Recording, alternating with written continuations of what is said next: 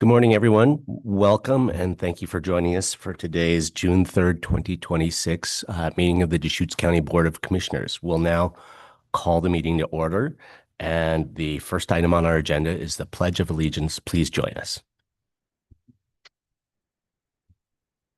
To the flag, United States of America, to the republic which it stands, one nation under God, indivisible, with liberty and justice for all. Thank you. All right. Next up, we will review our agenda. My fellow commissioners have any requests for changes, additions, subtractions?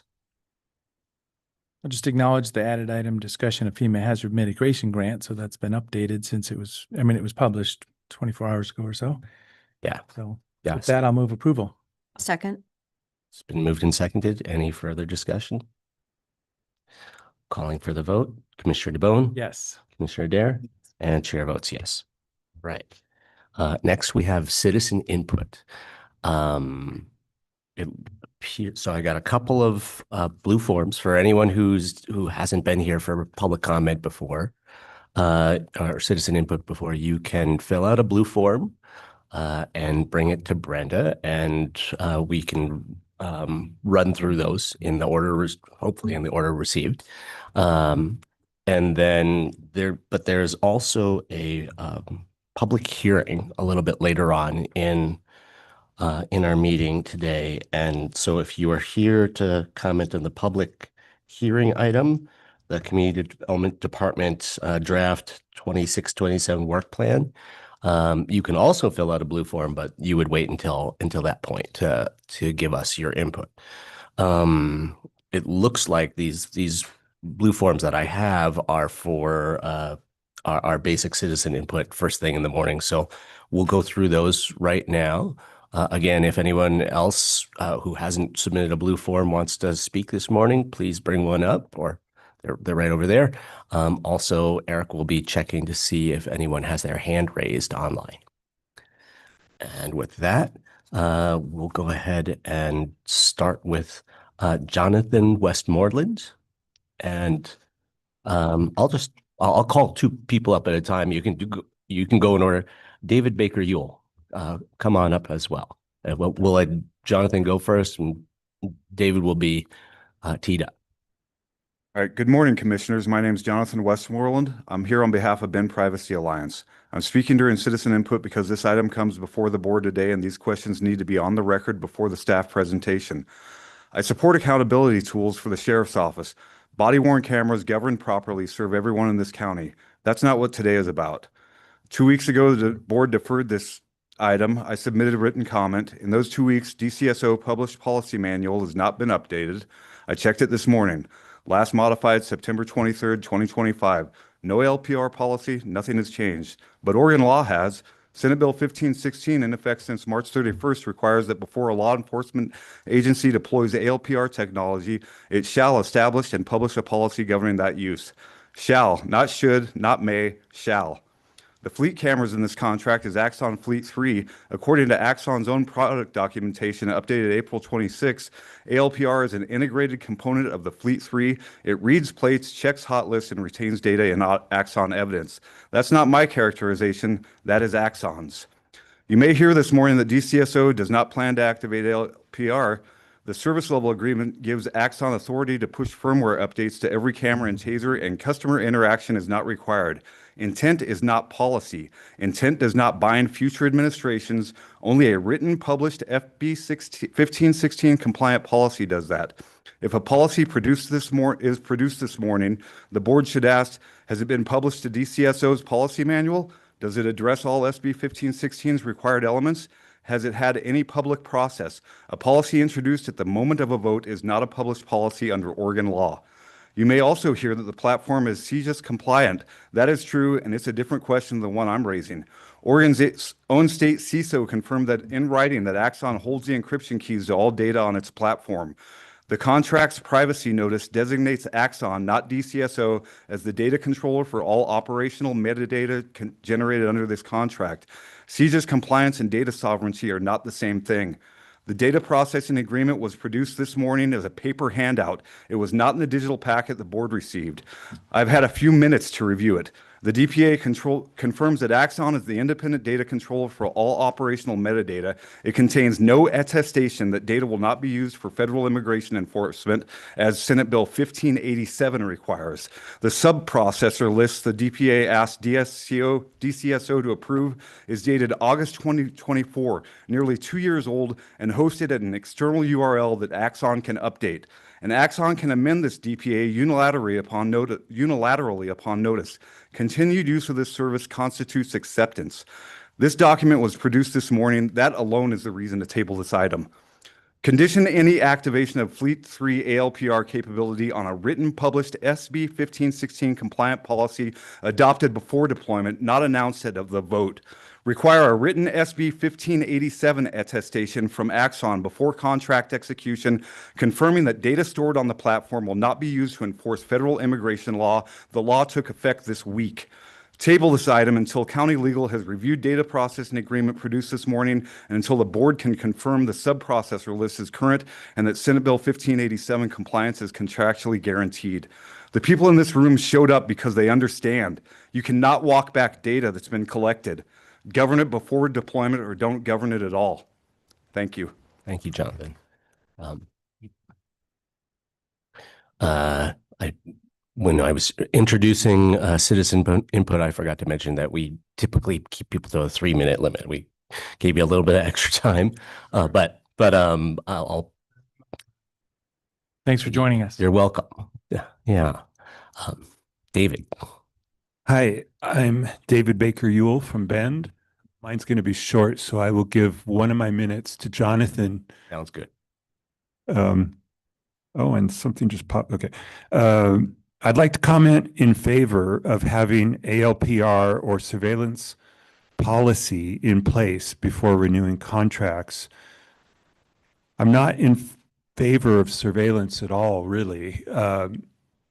But if we're going to have surveillance, at a minimum, I'd like to see independent oversight and policy that is approved by the county with input from citizens and following all laws, including the laws that have come about recently. And that's pretty much the extent of my comment. Thank you. Thank you. Thank you. Right.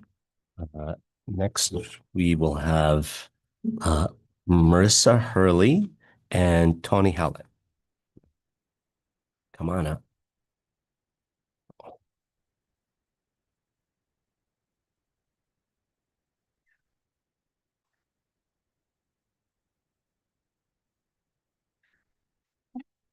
Thank you.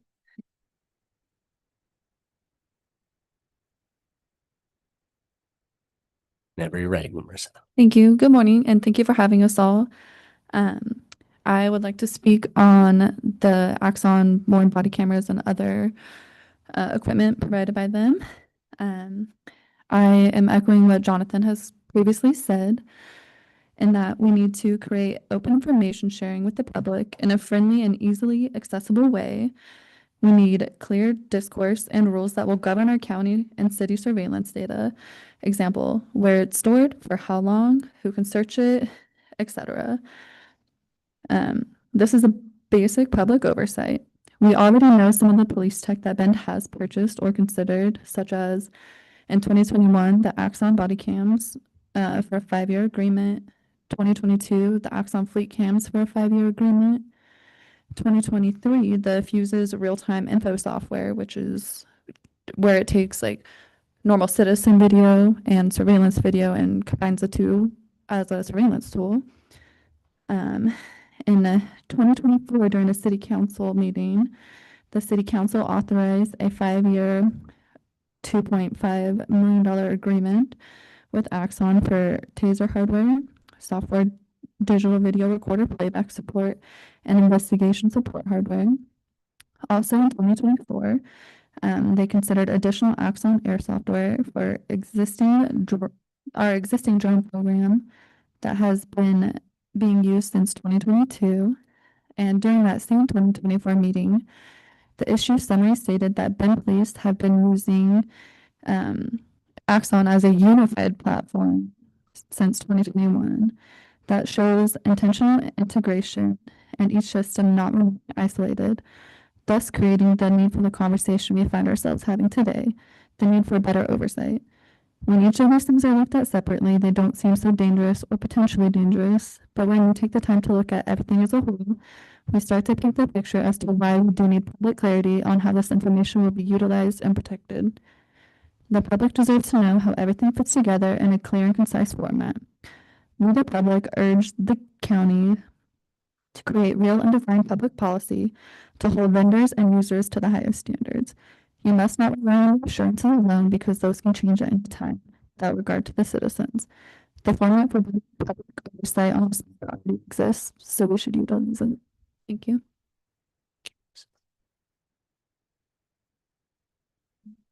Good morning, Commissioners. Tawny Howlett, resident of Bend. Speaking from prior life experience as a digital product and operations leader, responsible leadership should define and set governing before you purchase new technology, not after. Acknowledging that a prior audit found that the Sheriff's Office refuses to publish statistics about its existing program, I don't think we should be expanding a program that operates without any public reporting, especially to the tune of tripling its current budget. A program of this size needs to be able to be independently audited. And every dollar we're spending can send out to out-of-state private tech firm, maybe a dollar that's taken away from competitive salaries for our local first responders, updated gear, or localized human intelligence resources that actually solve crimes. I urge you to direct staff to provide a written status report on the last audit report, A0134, and specifically what's been implemented, what's in progress, and what has either been declined or not addressed before any expansion of a contract goes live. The board should not be approving a significant expansion of a program whose audit findings remain open, including ones that have been refused to be implemented. Good policing relies on probable cause, human-led investigations, and building relationships within the community, not just applying technology and casting a digital dragnet over the community members. Thank you for your time today. Thank you. Thank you, Tony. Is there anyone else in the room who'd like to provide public comment this morning? Eric, are there any hands raised online? Okay.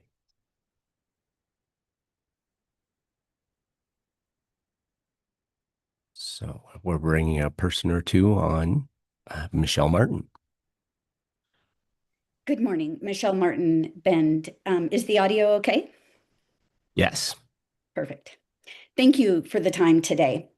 First, I would like to request that the county commissioners do hold additional public meetings on this topic, the automated license plate readers, cameras, that more working folks can attend. Automated license plate readers, cameras are a mass surveillance system in search of a problem. Hopefully, the county heard us when our community pushed back to stop Flock. Now is not the time to expand use of Axon automated license plate reader cameras. Why? There are insufficient controls to prevent data breaches. It is not possible to put the data genie back in the bottle. I reiterate what the earlier commenter said about SB 1516 and ensuring that those requirements are met before we do more mass surveillance.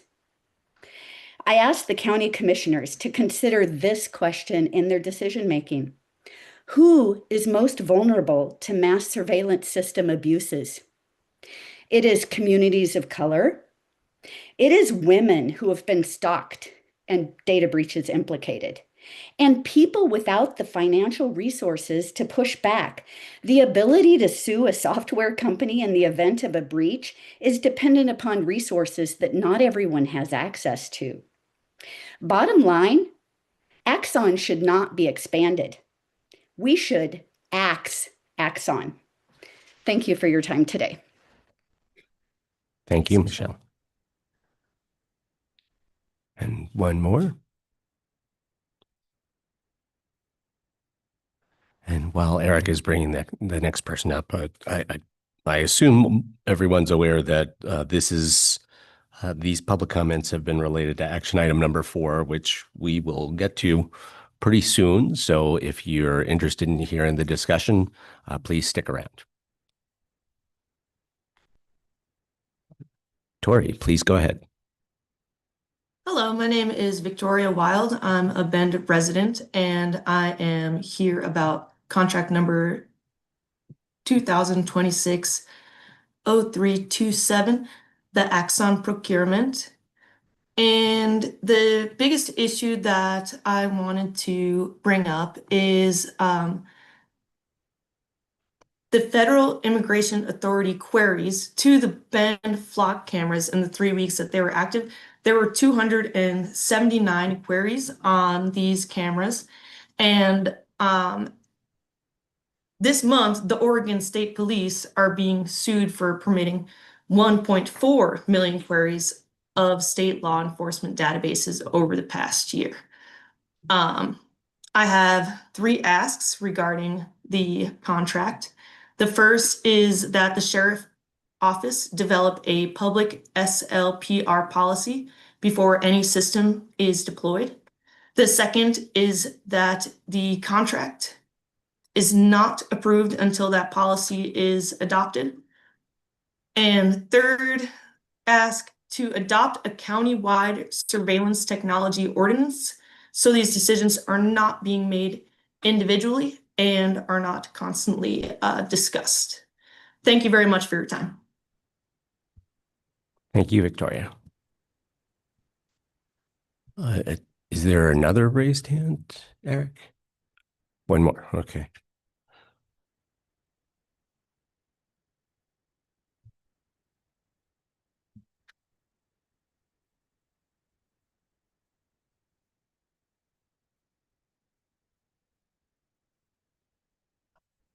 Jessica, please go ahead.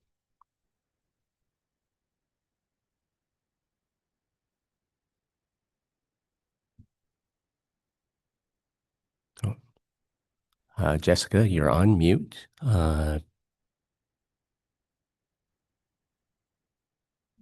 If you'd like to speak, please take yourself off mute. Maybe Eric can also unmute you from where he is.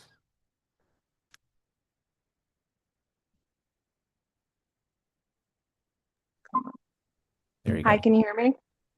Yes. Hi there. Thank you for your time. Thank you for bringing up these topics today. I would just like to ask Deschutes County as a whole to please consider the bigger picture when it comes to the mass surveillance, the data centers, the smart cities, all of it. Please look into Agenda 2030 and Agenda 2050 with the United Nations and the World Economic Forums. Please look into who is actually behind the mass surveillance state that they're trying to roll out and who's behind the data centers and why it matters.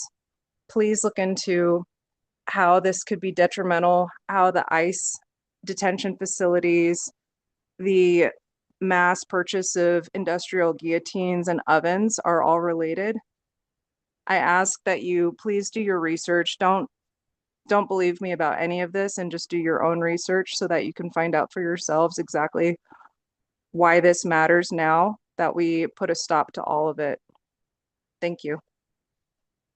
Thank you. And Jessica, could you give us your full name, please, for the record?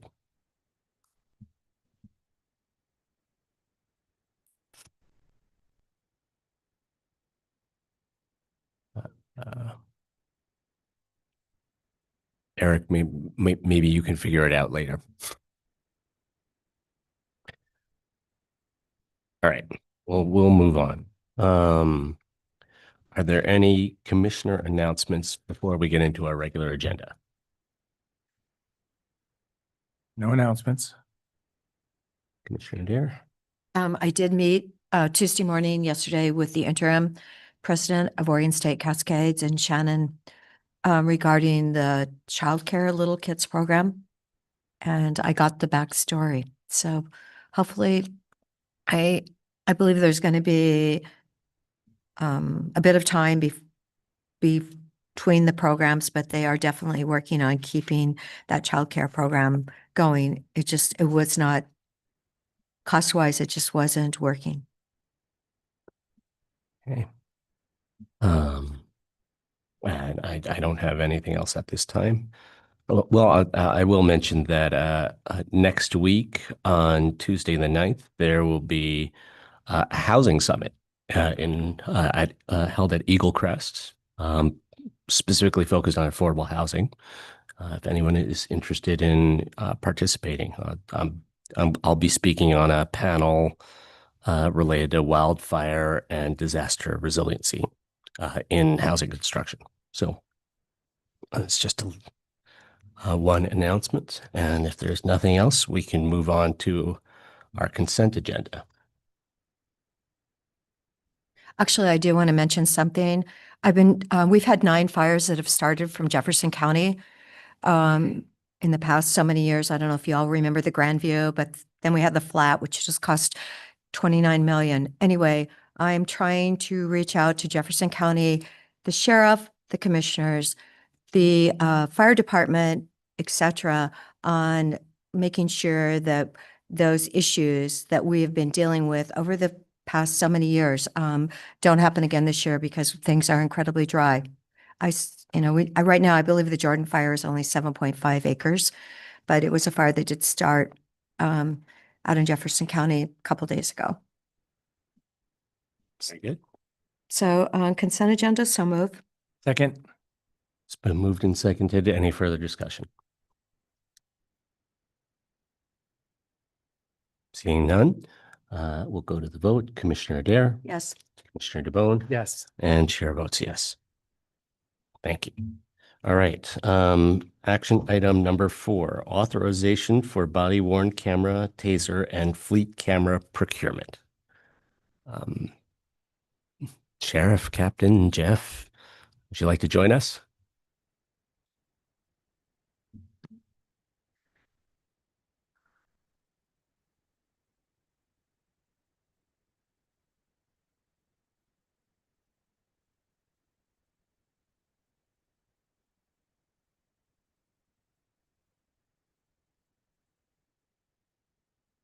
Morning, Commissioners. Good morning. Begin with some introductions.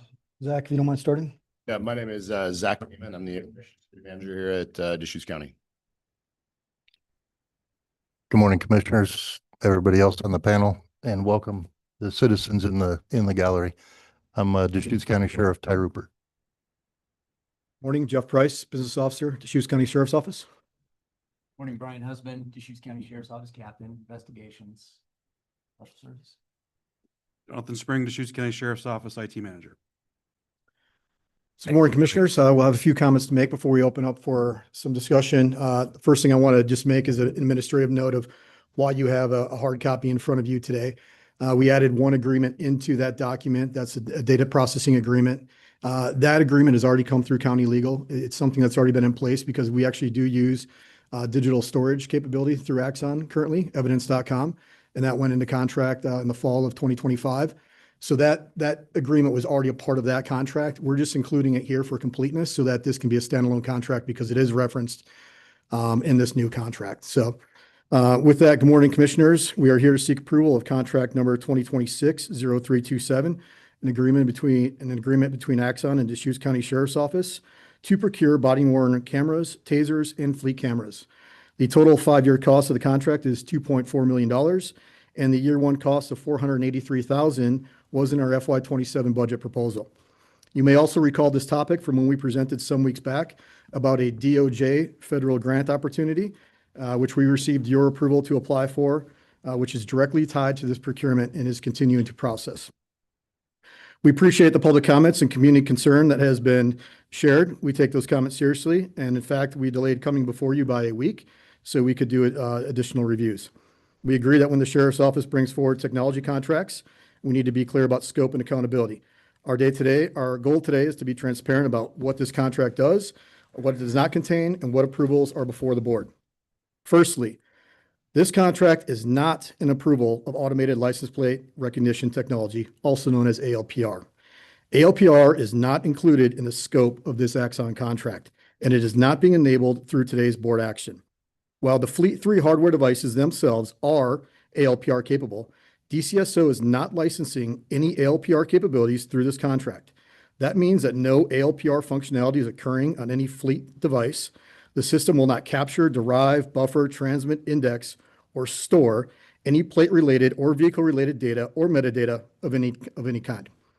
This is directly related to public comments we received on the Senate Bill 1516, which is Oregon's law that places specific limits and safeguards on law enforcement use of automated license plate recognition systems. Senate Bill 1516 does not ban ALPR outright, but it requires that if a law enforcement agency uses ALPR, the agency must do so only for authorized purposes and under defined rules for access, sharing, vendor handling, and accountability. We could go into all the compliance requirements, including documented policies, data sharing, and data retention restrictions, but again, that is not where we're at operationally, and that is not where we're at in this procurement process.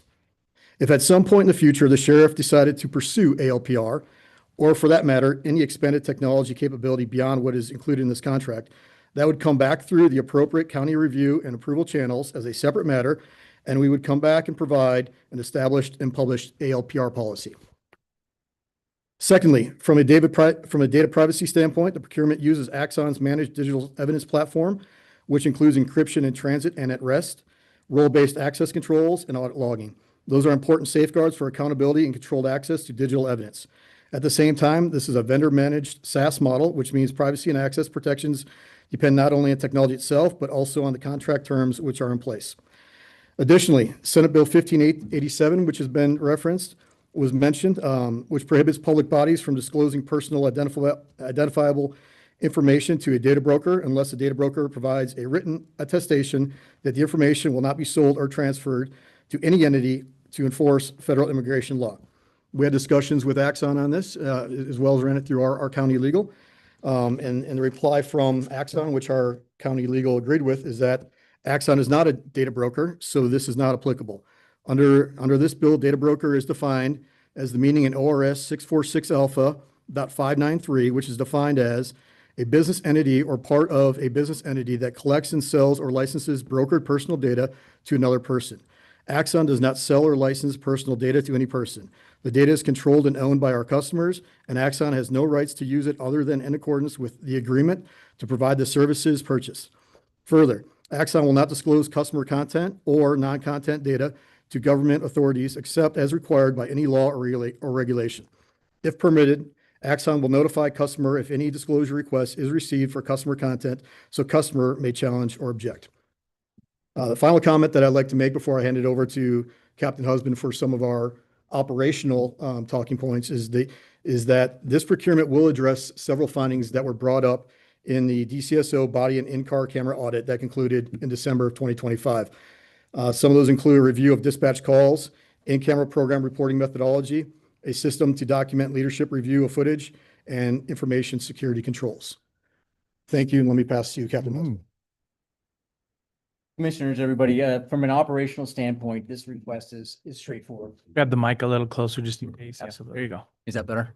Yeah. Thanks, Cam. From an operational standpoint, this request is straightforward. Axon is an established and nationwide leader in the public safety technology space, and DCSO already uses Axon Digital Evidence Platform today.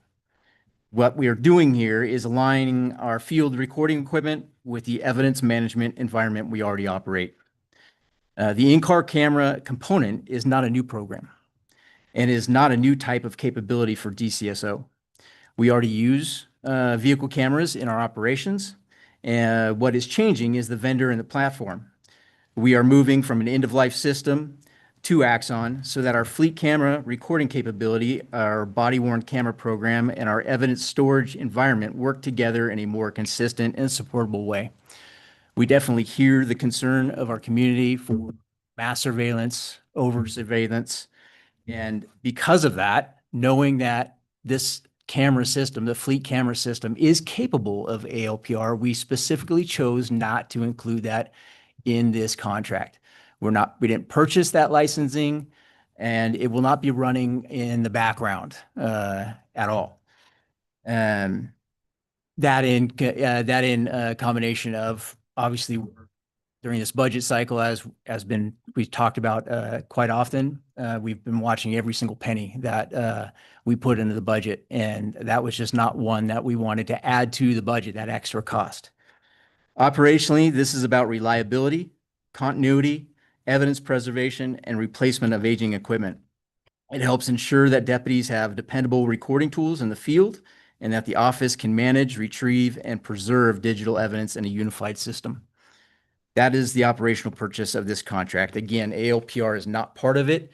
To gain that function in the future, we would have to do an addendum to the contract. We'd have to come back before the board. We'd have to go back through all the protocols that we've done as established of going through legal, going through risk, and so forth.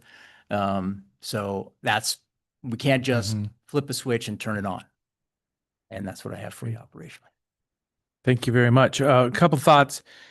So we're talking about body worn cameras, and then you mentioned fleet cameras in a vehicle. So we do have vehicle cameras, like forward facing cameras. So if there's a stop, there's recording from behind the vehicle or whatever may be happening, and body worn cameras.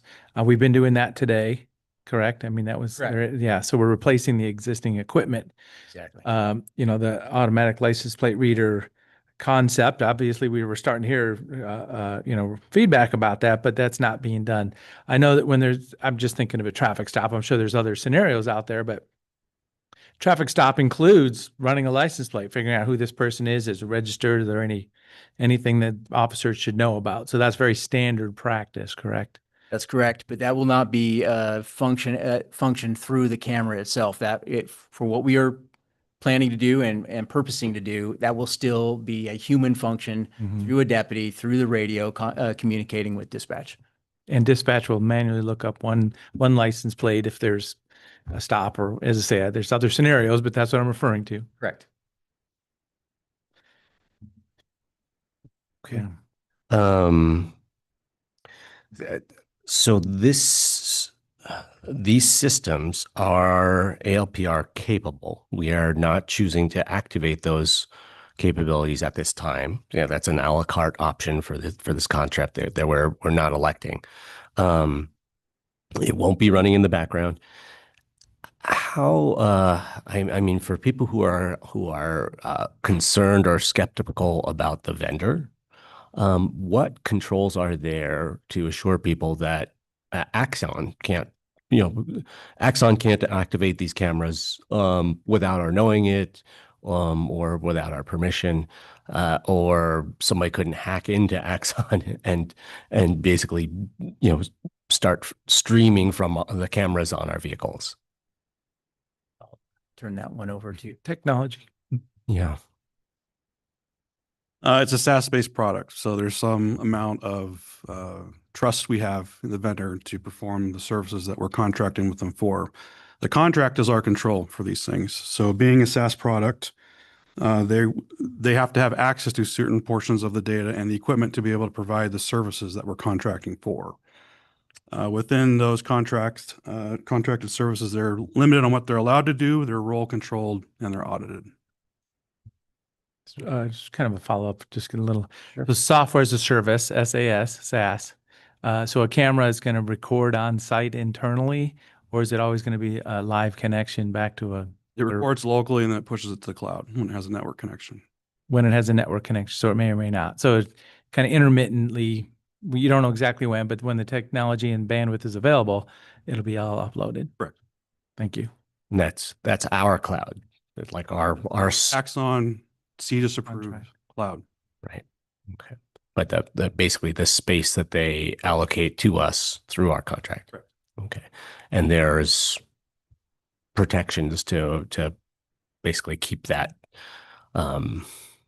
proprietary or private to us. They're required within the CJIS regulations to do that, and they're also audited. And we've gone through and looked at, Zach can potentially speak to the SOC 2 report, and they also have other documentation posted online. Trust.axon.com has those documents. Jonathan, who does the auditing? For them, Axon, yes. You said they're audited, and I'm just like, okay, so who is the auditor? Zach, can you help me answer this one? No problem. So it depends on the security certification that they currently maintain and the regulations they're complying with for compliance. So in relation to CJIS, for the CJIS audit, that is a standard set forth by the FBI and the CJIS manual. And so that's going to be required depending on the body. Like we are audited here at Deschutes County by our state representative for CJIS, who's out of OSP. So depending on the security attestation that they have and the compliance, it'll be a different auditing body. Thank you. So if somebody from federal came in and said, I want to see all the license plates or whatever, so it was already mentioned that there'd be a customer decision. This contract empowers the local agencies to say, well, no, we live in Oregon and this isn't legal to be able to do that. So, and that's kind of contract based also, correct? I mean, because something could be recorded and held somewhere. And if somebody, the feds came in and said, oh, I'd like to see all this, by contract, the answer is going to be no. I mean, that's state law. We have direct control over sharing. So each sharing request has to be independently reviewed by us and administered by us. Yep. All sharing is audited and revocable. Thank you. I think it would be helpful to just walk all of us through the basic mechanics of this. You know, when I was asking some questions, it was helpful for me to understand, you know, these cameras are not on all the time. They are activated by that. There's a handful of instances or triggers that cause the Fleet 3 cameras on the vehicles to turn on. And then, you know, we just heard Jonathan describe how after that data is collected, then it goes up, you know, to that space in the cloud that Axon maintains for us. And then we have controls on that. But can one of you walk us through what those instances are when the cameras turn on? Because, you know, they won't be on most of the time. So it'd be helpful for people to understand kind of what data is actually being collected by those Fleet 3 cameras. So there are triggers within the system that trigger in note where on the video an incident starts and when it ends. So those triggers include if a vehicle goes over 85 miles an hour, if the passenger seat where the prisoner is being stored opens, if the gun lock is unlocked, or if the body camera itself is activated. Those things activate the camera. Now, the camera itself is on all the time, but it's not processing all the time. What those triggers do is they actually flag it as this needs to go up to the cloud. So the data is stored locally on the hard drive in the car on that vehicle. If it's triggered, next time it has an available network connection from the trigger start to endpoint, it uploads the data to Axon.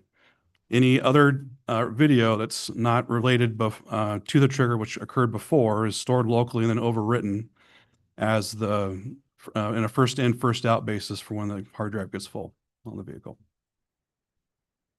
The reason why it's done that way is because we have settings we can set to where there's called pre-event buffering.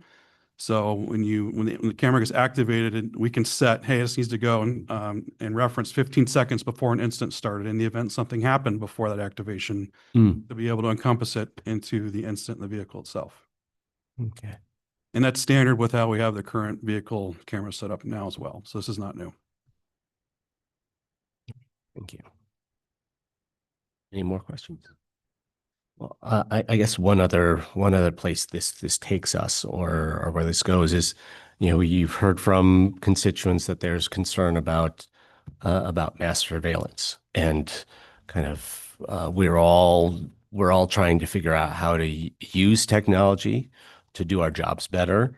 You know, that there's support expressed for the accountability that body-worn cameras, these vehicle cameras can provide to us, which, you know, I really appreciate.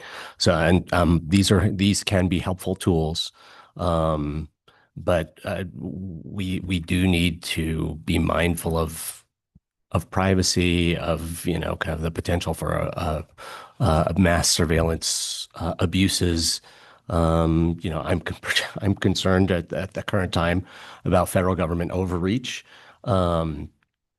And I'm wondering, kind of looking forward, whether there's opportunities for DCSO to do some kind of, you know, kind of strategy or kind of high level analysis of what the concerns are and how we are managing and mitigating those. And I could see that being a very valuable thing to do for communication with the public. Just curious, do we have pieces of something like that right now, or is that something that the sheriff's office, kind of in the longer term, could consider, adding to its work plan? Commissioner, I'd like to answer. First of all, I want to recognize the fact that I respect our citizens tremendously. As the sheriff of Deschutes County, I'm the highest law enforcement authority in the county, and I work for the people, and it's an honor to work for the people.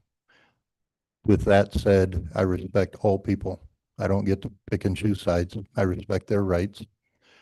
And I want it to be known on this, we did our homework on the system. The current system that we have, the COBAN system, one of the things that it does not do that I don't like as a sheriff is, for instance, if you're on a traffic stop and another officer or trooper were to come up on that deputy, in order for them to have a conversation that you don't want on the air, private information or privilege information, you actually have to turn the camera off, which stops the recording, have the conversation, and then turn the recording back on. That's the current system that we have through COBAN. As a sheriff, being transparent to our citizens and respecting their rights to protect them as well as protection of the officer, God forbid something happened during that time that the camera's off, there would always be a question of why did the camera get turned off and why did this happen off camera? Axon product gives us the ability to where the camera stays recording at all time. It's on all the time during that encounter. And so if you want to have a conversation, you simply hit a mute button, but that does not shut the camera off. That way we're fully transparent of what takes place during that call or that traffic stop. Also, as a sheriff, I have to look at cost. And when I took over sheriff 9 months ago, I took over and I understand that our office has been through a lot and the citizens who lived here for a long time has been through a lot.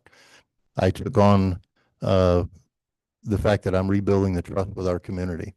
And while I hear the concerns of the citizens and I respect the concerns, the one thing I ask as we move forward is I'm not asking for their trust overnight, but I am asking for their trust to look and separate the Deschutes County Sheriff's Office from other offices. Just because one office in law enforcement, whether it be local or around the country, does something, doesn't mean the Deschutes County Sheriff's Office does the same thing or follows suit. With that being said, when this came up about the Axon cameras, I made the conscious decision that we were not going to activate or a la carte, as you said, the ALPR system. And the reason for that is because I'm aware of the controversy that's gone on both locally and nationwide with the flock safety. I'm not going to put our citizens in that position. I need to develop the trust and rebuild the trust with our citizens. And by doing so, I chose not to activate the ALPR on any of them. The second reason is simply cost. I respect the public's money. And when I'm looking and the people that have known, and you've seen the budget that we presented this year, we've been very respectful of the citizens' money. When I took over, we were short on patrol. We were short in the jail. And I have to make sure that I get the priorities right. When there's an emergency, no matter who you are, whether it's a fatal crash, it's a motor vehicle crash, a domestic, doesn't matter what the call, I have to make sure I have enough men and women that can respond to those calls. The same thing goes for the jail. I have to make sure I have enough men and women working the floor in the jail to adequately take care and care for the 215 to 250 inmates that we have in custody. By doing that, I only have so much money. As you know, my budget is $72 million. And so I have to spend that money wisely. And my choice is to put more people on the road and more people on the floor to adequately serve our citizens and our inmate population. So that was the second contributing factor. But my first contributing factor was given the controversy around the ALPR with flock and everything else around the country. Out of respect to our citizens, I'm not going to put our citizens in that position. I'm certainly not going to put our office in that position. Thank you. So there was a request for like a countywide ordinance defining how public safety uses these tools, but I don't know that we have the authority to do that for a city's police department. And this is maybe more of a legal question, but any thoughts on that? Can anybody help clarify, because there are different contracts, City of Bend, City of Redmond, each jurisdiction. We don't really have the authority to say, okay, this is from the top down how everything's going to happen in the county, because there's the authority of a city and its police department. That's correct. And different, and I'm sure everybody knows, but I'll explain different. So a chief of police is hired by a city manager. The sheriff, as you know, is elected by the people. And that's where I said in the beginning of this, the sheriff is unique because I work for the people. I work for all people. I'm not in a position where I have a city manager that can dictate what direction I go possibly. And so that's why I'll never forget that I work for the people. And that means that I have to defend the people as well because I work for the people. And then along that scenario, a city of Bend and Redmond talking about red light cameras and license plate readers. I mean, that is a choice that's been happening in these cities, but that's not a sheriff's office function at this point. And we're not talking about an automatic license plate reader. Sheriff's office can show up to an incident, as I say, a lot of scenarios out there. So a sheriff's deputy could show up at a police call inside of a city, but still we're not providing that automatic license plate reader function in or outside of a city, correct? No, sir. None of our vehicles have it. Body cams or vehicles have LPR capability currently, or with the Axon, they will not have. The city, theirs is different. The cameras that the city put up in the city that's registering speeds at different intersections has nothing to do with the county. That's based solely on the city. Thank you. Captain Husband, did you have? No, just to kind of address one of the points that you made, Commissioner, is we would be happy to come to the table to help strategize in the future on an overall surveillance type of ordinance if you felt that was necessary. But at this time, just want to be very clear that the Deschutes County Sheriff's Office is no plans to increase camera surveillance outside of what we're already doing inside the vehicle and through body cam program. Thank you. I guess one last question that I have. One of our constituents this morning mentioned the recent audit that was completed by the Deschutes County Auditor, and I'm not quite sure how much the audit analysis and to-do list overlaps or connects with the contract that we're discussing today. But could you just, recap for us a little bit, kind of what we need to do in relation to that audit, and whether there is a or isn't a connection to the contract we're reviewing this morning? I don't have the audit report directly in front of me, but I know Jeff mentioned in his opening statement some of the specific elements of the audit report that are being satisfied by this procurement. And we actually mentioned on the audit report itself, forward thinking, knowing this procurement was coming. These are the elements that we're looking to address based on this procurement itself. Yeah, so as I say, that's our internal audit function. Deschutes County by choice does auditing. There's an audit report that's been published, and now this is going to cure some of those action items that were even published in that audit. So these are some of our to-do list, our to-dos from the audit. Yes. Thank you. Any further questions or comments? Well, can you explain a little bit? So we got a memo here about referencing Exhibit B, paragraph 18, pages 19 to 25. As I say, I haven't been able to find that yet in this. Can you help us just see that information? How far is it into this? Yeah, it's down in Exhibit B. So what that is, it's just 7 pages that were part of the data processing agreement from our evidence.com contract that were just inserted into this packet that you have today. They were not included in the original digital packet, but for completeness, so that this is a standalone document, we inserted it in here. This has already been through county legal when we went through evidence.com procurement in the fall. And now we just put those same 7 pages into this document. So yeah, okay, so that was already in place, and is it referencing it, the fact that it's already in place, or is it adding it to the? Well, it references it throughout the contract. So then the fact that you don't see it in this contract is what causes the gap. That's why we inserted it in here, so that you don't have to look for it in our other contract. But it was already in place. Great, thank you. Actually, I do have one last question for county legal counsel. So, in the instance that the contract terms that have been laid out today are violated by the vendor, what does it look like to hold them accountable? Like what is our process to address, contract breaches? Yeah, it's contract specific based on the breach terms of the contract. I don't have them specifically in front of me, but that would be outlined in the contract. But county legal counsel will swiftly and promptly act on any violations of contract terms. If it's brought to our attention, yes. Thank you. Great. Well, we have attention today, so this is good though. If there are no further questions or comments, we can move to the question. I'm comfortable.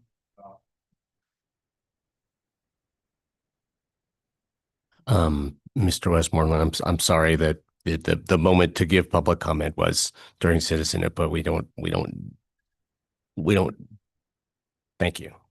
So being an elected official, I'm available to communicate about this. Sheriff's in that same spot. Also, we're here for the people. We're here to make sure there's comfort in understanding what we're doing here. And this is a public meeting, so you can go review everything also. Yeah. And then there's always the next meeting to come back and talk some more. Okay. But I'm comfortable proceeding at this time as a starting point. This is going to help us transition. I think we have local data at this point. So this is really going to help us kind of, reduce costs, make sure we're acting towards those audit findings, making sure we have the best tools available, end of life on the current cameras. I mean, there's reasons to proceed at this time. Taking in the input, let's make sure we're not, empowering something that we don't want to see here, but I do support the sheriff's office and I'm comfortable proceeding at this time. So, Sheriff Rupert, you were saying then that the cities can do what they want to do, but you've actually set a different standard for the sheriff's office? That's correct, ma'am. Like I said, I have to think of the people.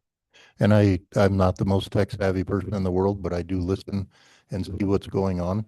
And when I have to weigh out, do I activate ALPR in our car and worry about the technology like we did with Flock Safety or like Ben PD and other agencies did with Flock? I'm always going to err on the side of caution, and I'm always going to put the citizens first because I respect our citizens and I respect their rights. And that was the main contributing factor of us not activating the ALPR on this. Thank you for stating that again for the record. Yes, ma'am. Agreeing that. I feel pretty comfortable proceeding as well. The key concerns that have been articulated by constituents are around ALPR, and we've kind of constructed told the story today of how that is an a la carte option. We are not activating it at this time. We can commit to if at a future date the functionality, the value of that tool is great enough that we're interested in pursuing it, we would do an ALPR policy at that time. So with that, I would entertain a motion. Sure. Move approval of contract number 2026-0327, an agreement between Exxon and Deschutes County Sheriff's Office to procure body-worn cameras, tasers, and fleet cameras. Now I'll second it. Been moved and seconded. Any further discussion? I would just like to make the comment that I've made before. Oregon is, I believe, the third worst state in the nation for traffic fatalities, and we need to get our people slowed down. I realize we're talking security here and government overreach, but we need to desperately, and I'm so glad to hear that you're putting more officers on our roads because, we are clearly, we have a lot of people driving really fast, especially between Bend and Redmond. So yes, ma'am. Please slow down.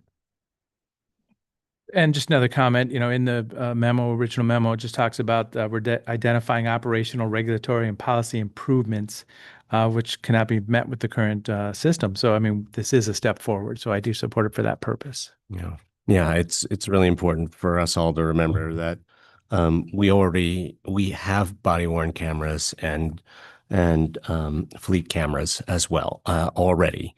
And those are at the end of their life. They need to be replaced. And this is a good opportunity for us to revisit the value of these technologies, the important concerns around privacy, data security, surveillance, kind of who has access to the data and what are they doing with it. But I feel pretty comfortable with the program that the sheriff's office has outlined today. Yesterday, I saw somebody taking a left turn as the yellow was turning to red, kind of aggressive turn. I'm like, oh, I wonder if that was a ticket, because you just look at the intersections and wonder which ones have active cameras. But those are in the cities, not in the rural, not in Deschutes County Sheriff's Office implementation. I do wonder, when does mute happen? Does that happen with a command, or do you have to actually press a button to mute when you want to stop? You do press the button. Okay, thank you, Captain Hasman. Right, if we're ready to move to the vote, Commissioner Adair? Yes. Commissioner DeBonne? Yes. And chair votes yes. Thank you very much. Thank you, Commissioner. Thank you. Thank you. Thank you for preparing.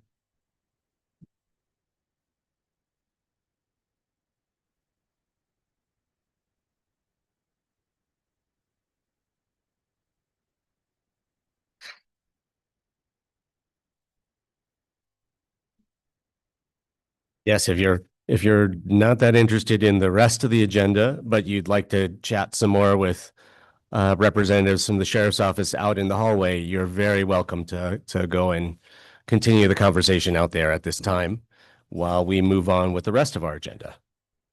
And now we are moving to item number 5, a public hearing on the Community Development Department's draft fiscal year 2026 to 27 work plan.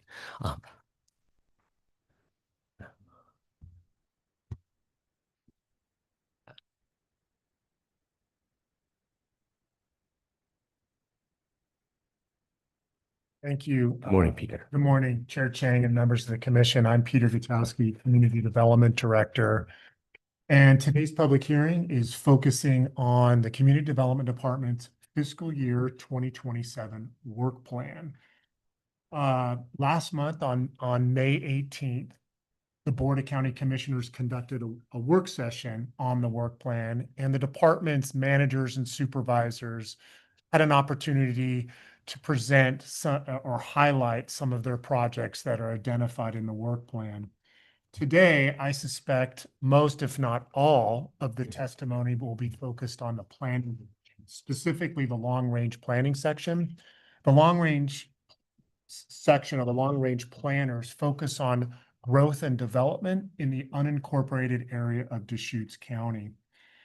What I handed out just before the introduction were written testimony that the department has received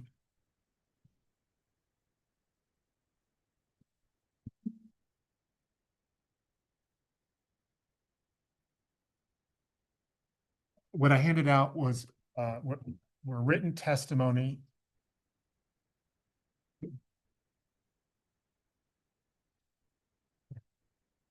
Thanks, Jen. Go ahead, Peter. Yes, sorry about that. There's written testimony that I've passed out from 4 residents, and that testimony was received since the Planning Commission's April public hearing. And I'll just recognize who submitted that testimony and summarize their remarks.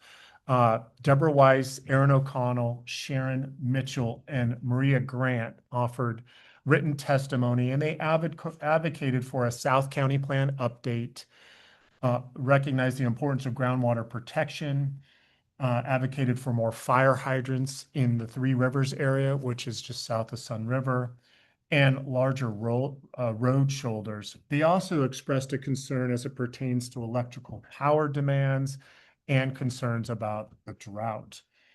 At the work session that the board had on May 18th, commissioners expressed interest, and I just want to highlight that since today's the public hearing. They expressed interest in exploring rural housing opportunities, including manufactured home parks or tiny homes There was also an acknowledgement that the board may need to engage the legislative delegation to look at ways to refine state law to allow these certain type of opportunities within proximity of the urban growth boundary. The only last remark I have is just to highlight the Planning Commission's recommendation, which is on page 2 of the memorandum. They supported all the projects listed in tables 1, 2, and 3. And then as it pertains to the code amendments, they recognize the importance of prioritizing childcare amendments and taking a holistic reexamination to make sure our code is working as seamlessly as possible for that important use. So, Mr. Chairman, that concludes my remarks. I'm here to answer any questions you have, but certainly the opportunity to open the hearing and take testimony, both here in person and anybody that's online. Well, I'll go ahead and start. Peter, you mentioned, you recapped that we had some significant discussion at our work session about manufactured home parks and potential actions to enable or allow more manufactured home parks in the near-in environment outside of urban growth boundaries. I wanted to note that one of the pathways for that is actually not necessarily legislative, but as I was, directed by someone from the governor's office, potentially to pursue a rulemaking with DLCD instead of, we would initiate or sponsor a rulemaking rather than asking them to do it. And that would be that particularly would be a way to address the density restrictions that exist around manufactured home parks, basically tying the density of a manufactured home park in say rural RR10 or MUA10 to the underlying zoning. So I am very interested in that. And then my question is, in our work plan, we have an item that basically just says, explore how we do housing strategies, explore options for and approaches to address rural housing and homelessness as allowed under state law.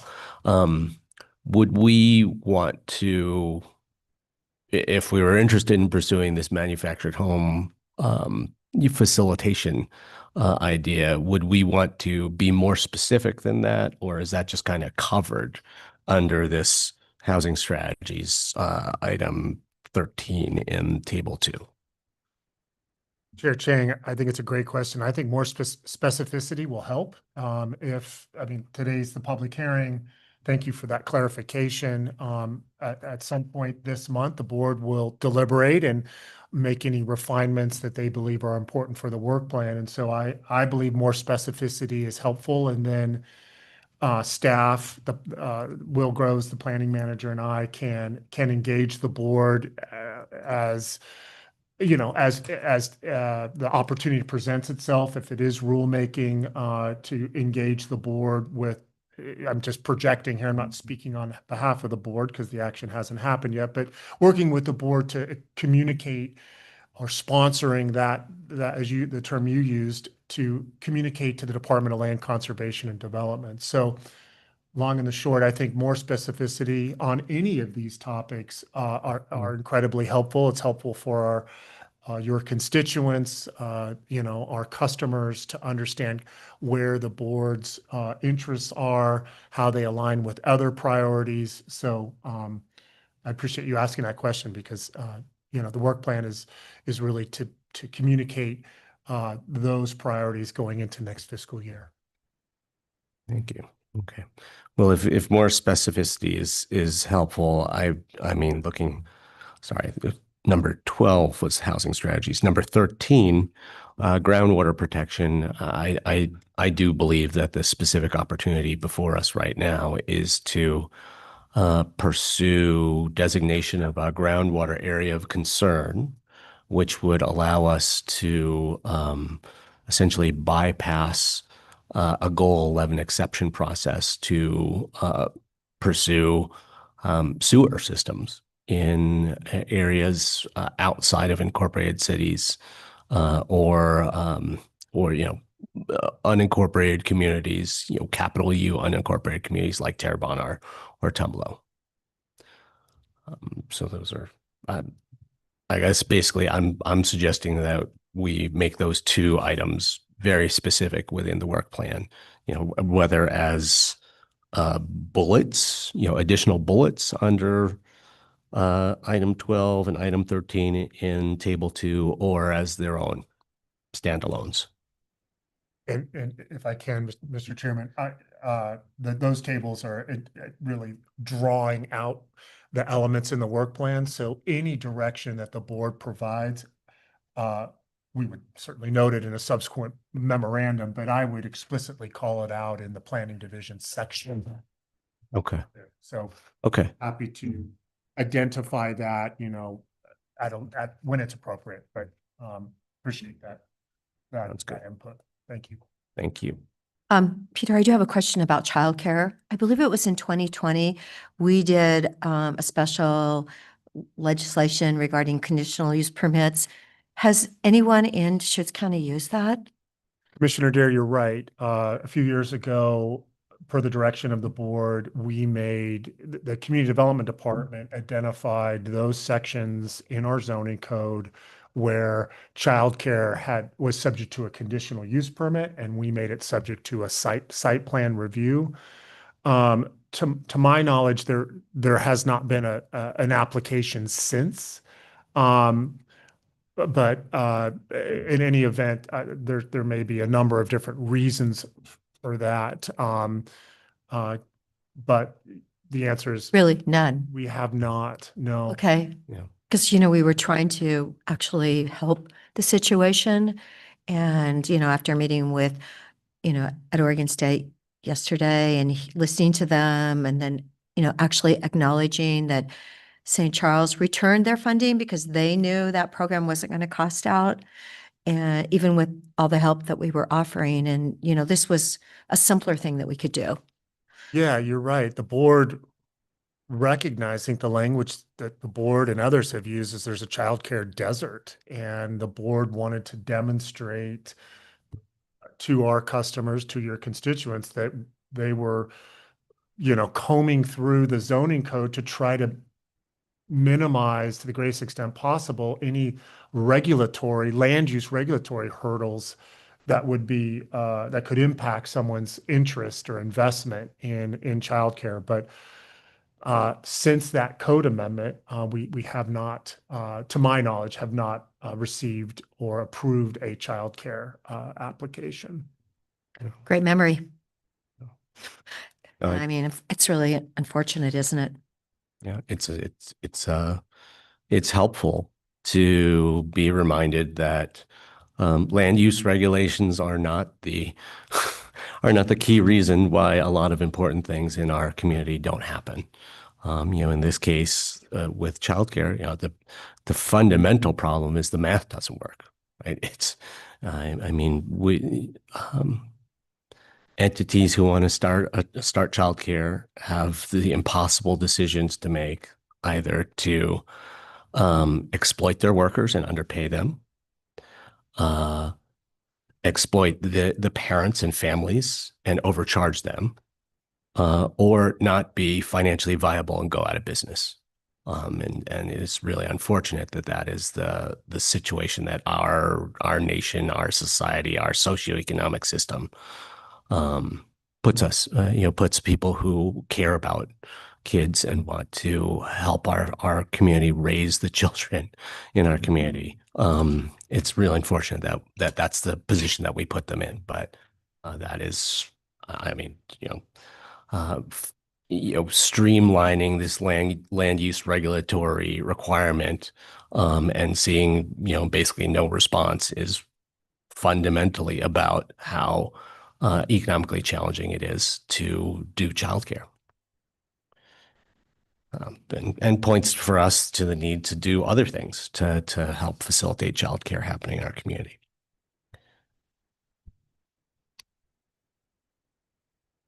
Any other questions or thoughts?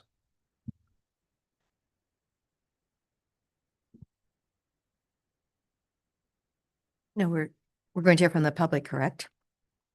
Yes. We're going to open the public hearing. A public hearing. Okay. So wait, will you stay with us for the public hearing, Peter? You'll be over there. Okay. Very good. Okay. Yeah. So at this point, we can move to the public hearing. And but we should have blue forms from people who want to provide input for the public hearing. Okay. So that is the procedure. We just don't have any. Okay. Well, I'll put it out to the people in the room right now. If there's anyone who would like to provide input during this public hearing on the Community Development Department's draft 26-27 work plan, please, you can come on up and fill out a blue form later. And Eric, if you can be looking for people with their hand raised online, that would be great. Amy Sabadini, Bend resident. Thank you so much for having this hearing. Am I allowed to ask any questions? Sure. Or is it just comment? I mean, you can pose a question during your 3 minutes, and You already addressed what I was going to comment on with childcare. I'm very interested in moving that forward. And my question was for Mr. Peter, if there's anything else that could be done to move childcare along, if there are any additional changes that could be made in the land use system, and if that needs to go to the legislature, would there be a proposal that we could champion as a region to move this forward?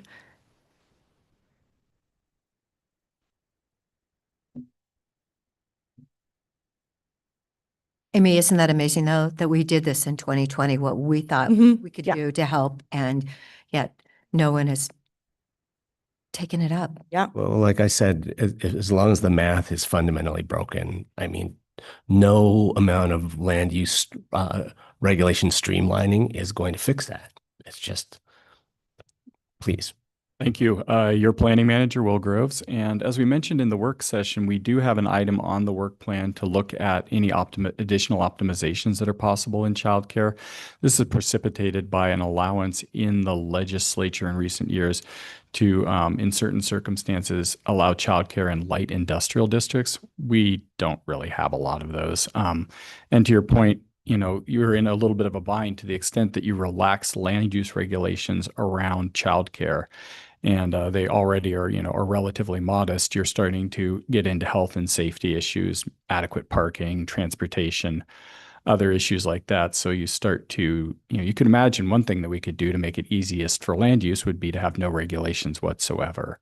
And, we definitely have seen what I would characterize as some cowboy attempts at daycare that, probably wouldn't meet most people's expectations for health, safety, operations. So, obviously there's a balance to be struck in land use, and certainly we want to take any advantage of any opportunities provided by the legislature, like the light industrial one, and to revisit. It was our understanding that DLCD was going through a process of updating some model code associated with that, and that project has been delayed. And in our last communication, they recommended that we proceed rather than wait for them to complete that model code. I think we're in a good position to do that. And it's a great opportunity for us to review any obstacles that might be presented in our local code that are local choices related to daycare, and open up the lanes for things like light industrial. So definitely something that's in the work plan on the list, and that we're definitely interested in. But to your point, the economics are rough. Mm-hmm. Yeah, I mean, when we review what the county has done in the years since I've been on that board of commissioners, and when we review what the county has done to support childcare, what actually has moved the dial is investments. Mm-hmm. When we spent $8 million or allocated $8 million of American Rescue Plan fund money to both childcare capital projects, in infrastructure, and also to building the workforce and business training through the Small Business Development Center. Those are things that that move the needle. Those were investments that actually expanded the amount of childcare slots available in our community. And so, if history is any teacher for us, then basically what we see is, land use regulatory streamlining hasn't produced anything, and investments have. So The city gave me a little different point of view on that, and I'm wondering if there's a difference between what's holding them back with land use for daycare versus county. I'd be interested to hear their perspective. Okay. it's definitely it's a different regulatory framework. Okay. I mean, well, we went from conditional use to basically an outright use, and Mhm. that doesn't eliminate constraints like, okay, over a certain size, you need a sprinkler system in the building. You need little toilets and stuff like that. So, I mean, there's some basic requirements that, I don't know, maybe there are ways to work around those things in terms of safety and functionality that could streamline land use, but, or that's not land use. That's more like building. It's like, building code. Another issue that comes up when I talk to voters a lot is the interest in rural ADUs. And having read your rural housing profile, it seems like there was an intent to make those happen, but there haven't been very many applications. And so I'm wondering if there's any tweaks that could happen to look at the actual use of septic and the system capacity of septic rather than the worst case scenario, so that we could have more applications than that. What are your thoughts on that, Will? At the board's pleasure. This is really going to be a good question for Todd Cleveland, but the point, it's on point. I think that one of the primary limitations, and I think, I can't remember if Commissioner Chang, if you had spoken to your experience with ADUs, that, the construction of those things are more expensive than you think. And, I think the dream of the ADU is that you could construct it in a way that you could then finance the ADU for something that you could charge market rate rent for. So basically, you'd undertake a construction loan, you build an ADU, you move somebody into it, and it can have septic and, be paid for by something like the rent, so that it isn't, something that's a economic liability for the property owner. And, we've seen that those things can be, relatively expensive to develop. Septic constraints are an important part of that. One of the difficulties, Like I was told the septic was going to cost $45,000. So think what that does to if you're building only 900 square feet, and then you've got a $45,000 cost on top of it. Exactly. And people that thought they connect to their original home that it was not that old, no, you couldn't do that. You had to have a new system. So Right. it really it's a real cost factor. and you could see that one of the difficulties there is that we don't regulate occupancy at this point. So, when you say you've got 900 square feet, there's, no legal constraints to the number of people who might be flushing the toilet in that structure. So there's reasonable average assumptions that are taken, and even those reasonable average assumptions are sometimes exceeded. So it's a balance in that space. The expensive systems come in places that are septic constrained. So conventional septic systems have costs associated with them. Advanced systems are significantly more expensive, and particularly on smaller lots or groundwater constrained lots or shallow groundwater lots. These advanced systems are required to avoid contaminating the aquifer. So, a balance is being struck there between a variety of public concerns in that space. If somebody, for example, and DEQ doesn't provide for this, but you could imagine a scenario that if you put occupancy limits on something, you could probably rely on fewer, it'd have less septic demands, but at the same time, then you've got to police those occupancy limits. And we've had little interest in doing that as a county historically. I would just add, Mr. Chairman and the commission, that relatively speaking, thank you. Deschutes County has approved more rural ADUs than any other county in Oregon. So I think we're at close to 60 now. these are the challenges that come with administering the state's on-site wastewater program. We don't have any discretion. And what happens is the existing dwelling, when it was originally approved, had to identify the number of bedrooms. And so what homeowners or property owners do is they size the septic system to serve the number of bedrooms. And then you build a new ADU, which is an entirely new dwelling, and the septic system isn't designed for that additional load, which it's not, it's a washer, it's a washing machine, it's a sink, it's the shower, it's the, of course, the toilet. And we talk about the aquifer regionally, but there's also, the load that that septic system is trying to treat to nearby wells. And so there is a responsibility to ensure that groundwater is protected locally. So many parts of our rural county, the primary source of drinking water is the sole source aquifer. So it is complicated. I was going to mention, Commissioner Dare's remarks that we understand these costs are expensive. And nonetheless, it kind of ties back into the childcare piece. It's so much easier when you have centralized sewer.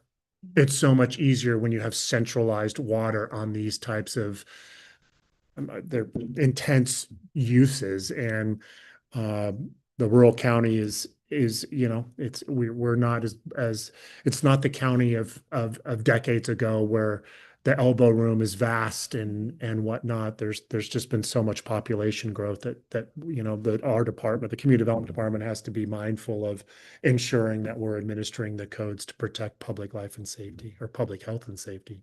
Which circles us back to the groundwater area of concern designation, and what connecting some significant neighborhoods in the county to septic, to a sewer system would enable. I mean, suddenly in parts of South County where there's a 5-acre restriction on, or a 5-acre minimum for properties that can have an ADU, suddenly that is eliminated if you have access to sewer, and you can just go for it.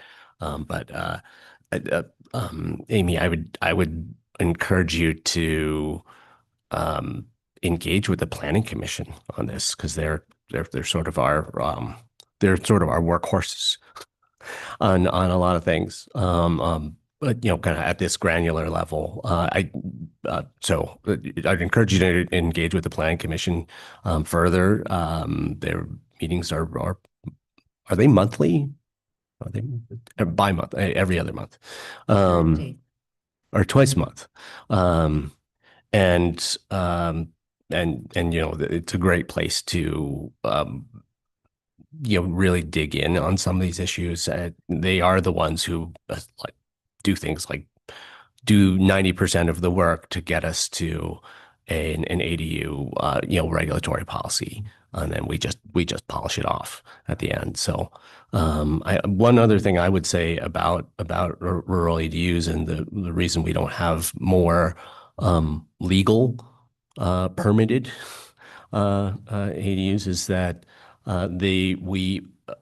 that opportunity from the legislature that they just provided for us a few years ago comes with a variety of constraints. The ADU needs to be within 100 feet of the primary dwelling, 900 feet of indoor living space. I don't see as that big of a concern, because the way that we've written our policy here in Deschutes County, you can have an unlimited size garage or shop attached to your 900 square feet of living space. So it's really not, in my opinion, a major constraint for us. But there are those requirements.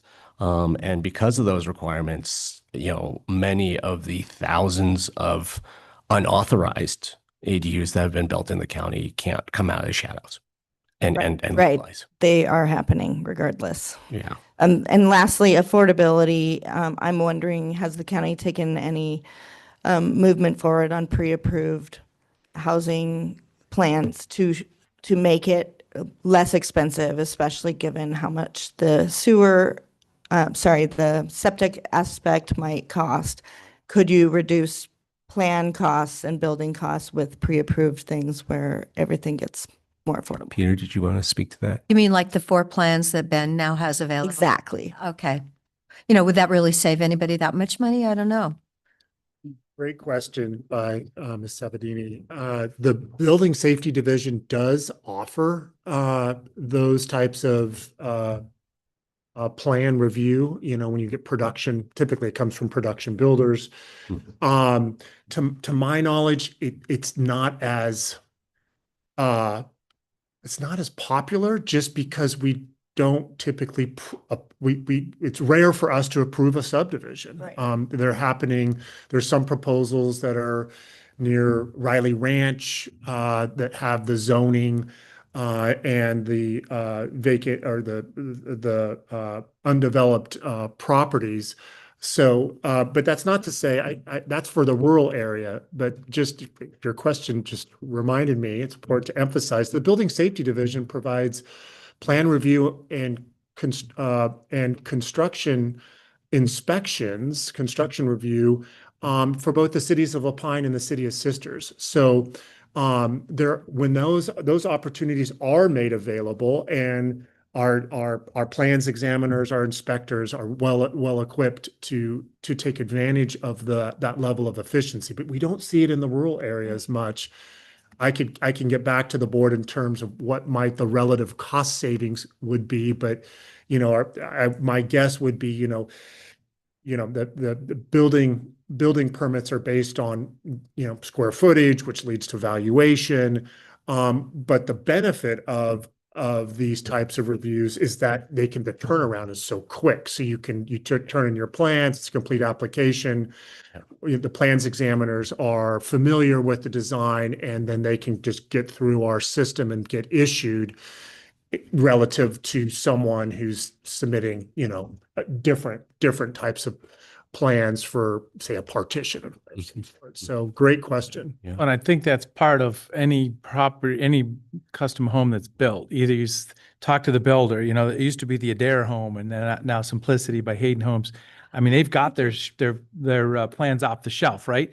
But then as soon as the customer says, well, I want to make it custom, that's the trigger, and it makes it more expensive. So they're already out there, though. And that happened to my wife and I with a builder, not a big builder, but he said, he rolled out the plans and said, hey, I built this a few times. Do you want to use this?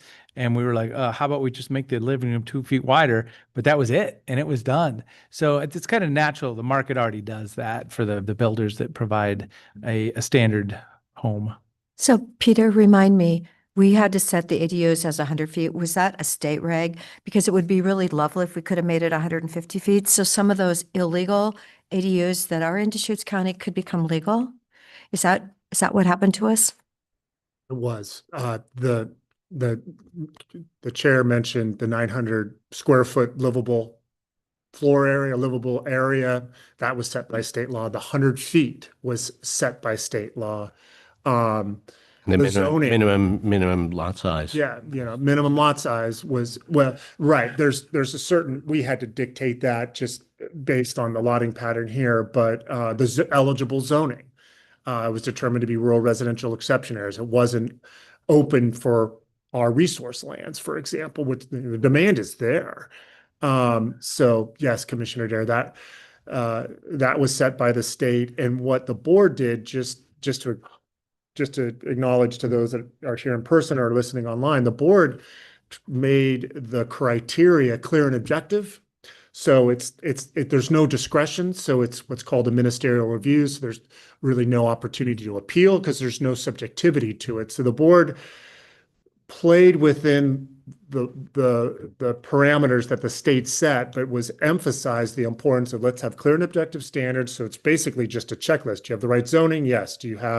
Is it 900 square feet? They just, you go through that punch list. And so the land use approval is very straightforward. That's not to say that those state requirements don't create their own challenges. Yes. Thank you. Thank you. Thank you. Is there anyone else in the room? And Amy, if you'll please fill out a blue form so that Brendan can keep track. Donnie, would you like to?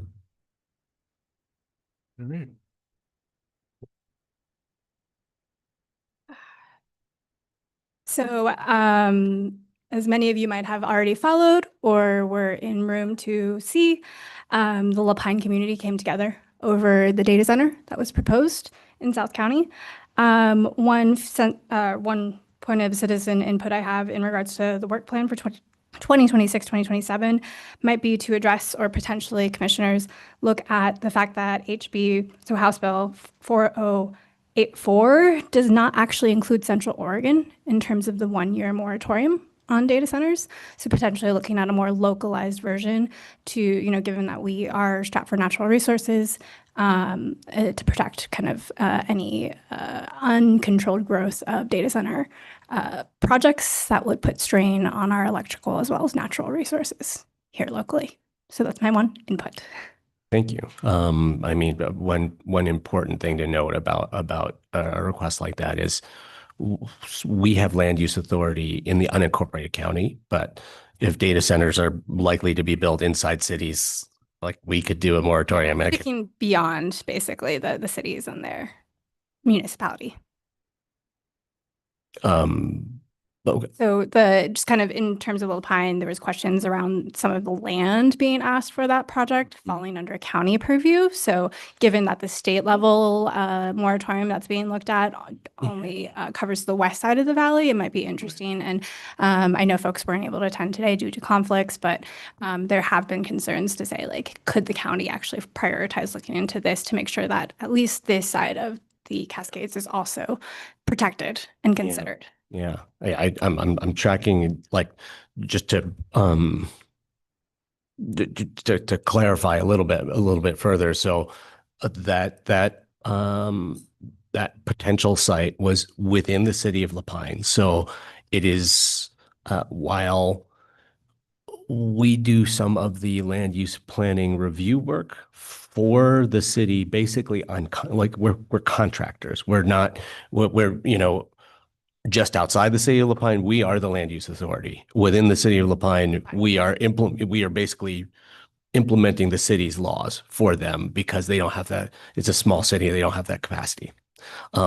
So it would still be the city that you would need to agree to such a moratorium or pass such a policy in order to restrict or put a 1-year moratorium on new data centers in Lapine. Heard. Just thinking about a data center would not impact just those city residents, but thinking through the entire resources for the region, just a recommendation in terms of citizen input for the work plan. Thank you. Yep. Okay. Is there anyone else in the room who would like to provide input on the draft work plan? Eric, are there any hands raised online? Okay.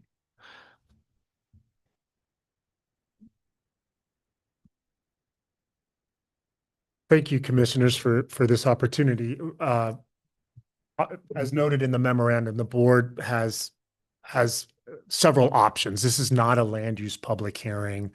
In the past, you've closed the public hearing to oral testimony. You've kept the written record open for a week, and then staff comes back and prepares a memorandum and gets the board ready for the consideration of the work plan. That's an option before you. You could continue the public hearing to a date certain, or you could close the hearing and begin deliberations today. It's entirely up to the board. And again, there's no timeline here. So really it's the ball's in the commissioner's court in terms of how you want to handle the open record period to the extent you do at all, and when you want to begin discussing the work plan and adding or altering the work plan in terms of additional items or making any necessary refinements. Thanks, Peter. One more question. I am trying to recall the comprehensive plan. Is there a chapter on energy? There should be. I mean, the 2011 plan has a section under, we have to address goal, ready, goal 13, which is deals with energy conservation. So there is a chapter there. I haven't looked at it in quite some time. We can certainly, in terms, if you're interested, I can provide that information as it pertains to the 2011 plan, and the comprehensive plan 2040 is currently on remand. So we could steer the board to that if you're interested. Yeah, I mean, there are substantial questions coming up about, essentially we are in the Pacific Northwest. We've moved from like 100 years of having abundant, cheap power, heavily loaded with renewables, from the Columbia River dam system, to a moment of real scarcity of electricity, concern about large power users like data centers, concern about siting of large renewable energy projects, concern about transmission lines that are coming through our community. So I'm not sure like where to put this, but I do think that some kind of regional energy planning would be a valuable thing for us to be thinking about, and that we could address that through overhaul of that chapter of the comp plan, or we could address it in some other way. But this is not necessarily something I'm suggesting putting in the work plan right now, but you just kind of flagging that idea for future consideration, because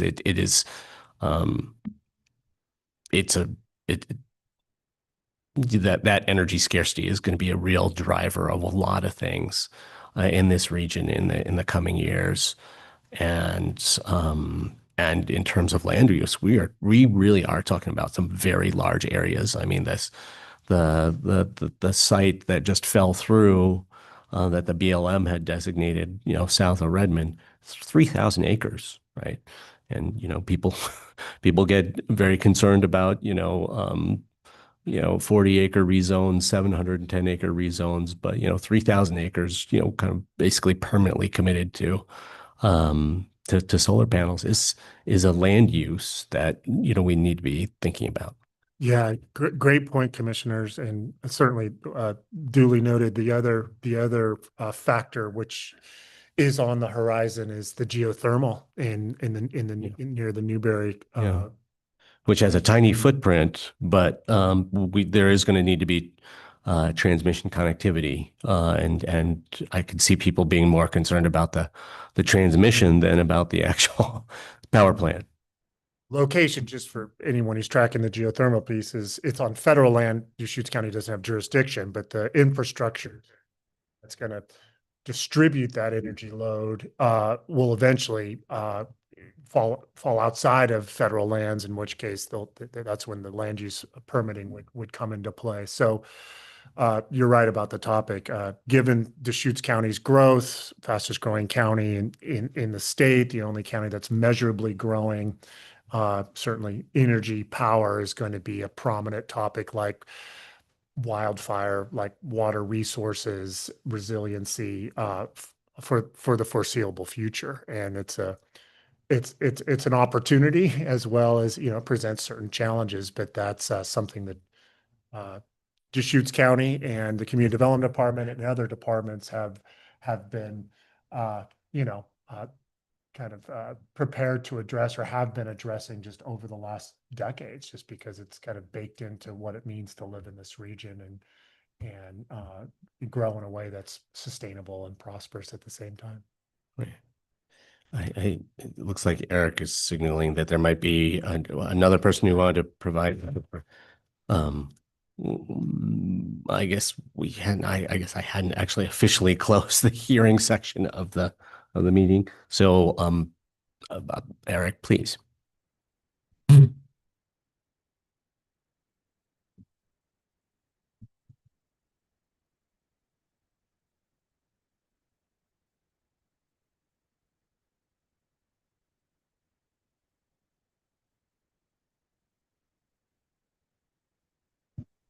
Hello, my name is Eileen Kiley. I'm a resident of Sun River. And I am asking the board to consider a moratorium on data centers. And it is partially because of the energy, as Commissioner Chang just said. Those transmission lines will go through the Midstate Transmission Center in La Pine. But also how, during the proposal, the developer kept saying that it would not affect our energy rates as customers of Midstate. That's not accurate. And the reason for that is electricity, all energy, is a commodity and it is subject to supply and demand. BPA is the big kahuna in the Pacific Northwest right now for power that's provided by 38 dams and 1 nuclear power. And as BPA was originally envisioned, it would first of all provide electricity to all rural co-ops and municipalities, which range from Lincoln City on the coast to the city of Seattle, which is provided by BPA power. And there once was sufficient surplus that BPA would be able to sell at higher rates outside of this specific system, say to Pacific Power. Now the BPA does not have all that excess power, especially during high energy usage times, in particular when the 4 dams on the Snake River are not, are having to increase their spill right as we are increasing our air conditioning use here in Deschutes County and other areas that are supplied by BPA.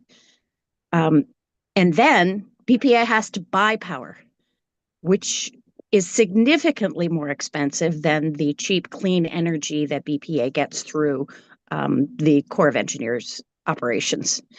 And at that point, so for example, there was one day last year, I was told by one of the directors of Midstate that we had to buy power from Arizona, more expensive.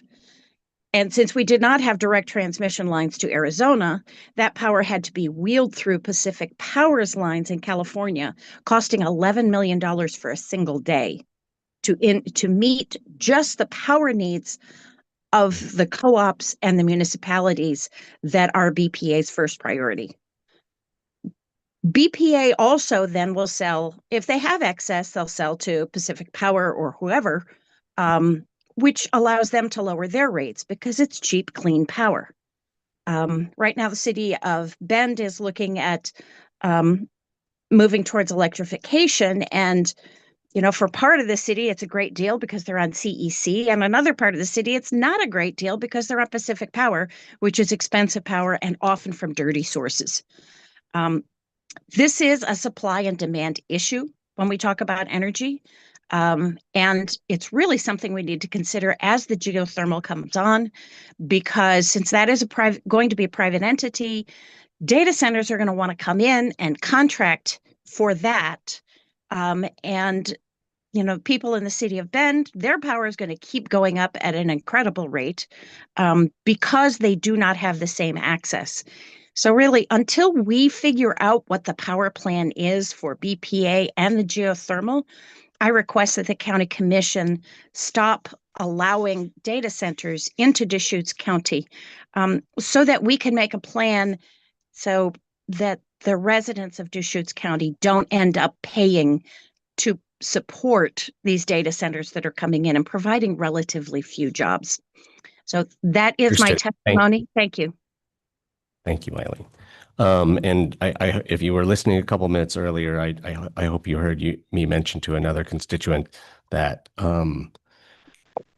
if the county was to pursue some kind of a land use moratorium on data centers, we could only do that for the unincorporated county, not within cities, which are the most likely locations for new data centers. So it's our role as a land use authority is pretty limited in relation to this Okay. topic. Thank you. So, just a follow-up question for that, Commissioner. Industrial land that the county has given development rights to adjoining cities, for example, that property in La Pine, which is just outside of the city limits of La Pine, would No, a it's moratorium within the count for city that? limits. I'm sorry? No, so the La Pine Industrial Park is within the city limits, and it is also so it is under city land use authority. It's a little confusing for people sometimes because, as I was just saying a few minutes ago, the county is the land use review capacity for the city, but we are enforcing city laws. We're not, and city code. We're not, and we're doing it because La Pine is a small city, not because it's our authority to regulate land use in within the city of La Pine. We're like basically contractors. The contracted capacity to do those land use and building reviews for them. But in this particular case, the title of the land was actually the county, correct? Yes. So we are co-owners of that land, but that is a property management consideration. So we have a property management department. It is not necessarily a land use. It's not a land use authority and land use planning authority for us. We do not control through land use planning processes what happens within the city of La Pine. If we had not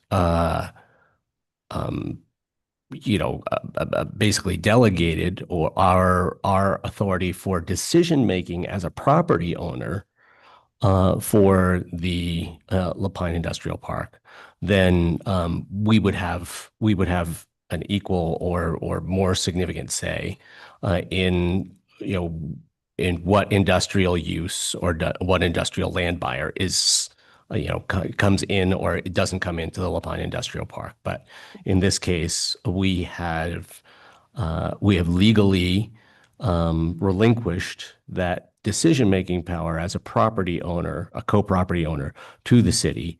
And I can ask to get the specific sections of the agreement from county legal counsel to share with you if you'd like. Thank you. But it would apply to the unincorporated land along 97 between Sun River and La Pine, which would be the closest area to the geothermal plant, correct? Correct. But if it's not industrially zoned, then you're not going to get if it's not industrial zoned, you can't put a data center on it. There is very little industrial zone land outside of incorporated cities within Deschutes County. Not none, but very little. Right. And I would have to look at a map, but I don't think any of it is really close to the Newberry Caldera. Okay. And as you're aware, in Washington County, one of the issues is agricultural land being rezoned as industrial. And that is where data centers are. And that's been a long period of time that these agricultural lands have been rezoned. It's not like it just happened in the last couple of years. Yeah, no, believe me, I am acutely aware of efforts to rezone agricultural land to other uses, particularly rural residential here in Deschutes County. We do more of those rezones than any other county in the state of Oregon. And we appreciate your have had pushback, some Commissioner. recent rezone applications from EFU or from EFU to rural industrial as well. Right. Thank you. Thank you. Okay. No more hands online? Thank you. All right. Where were we?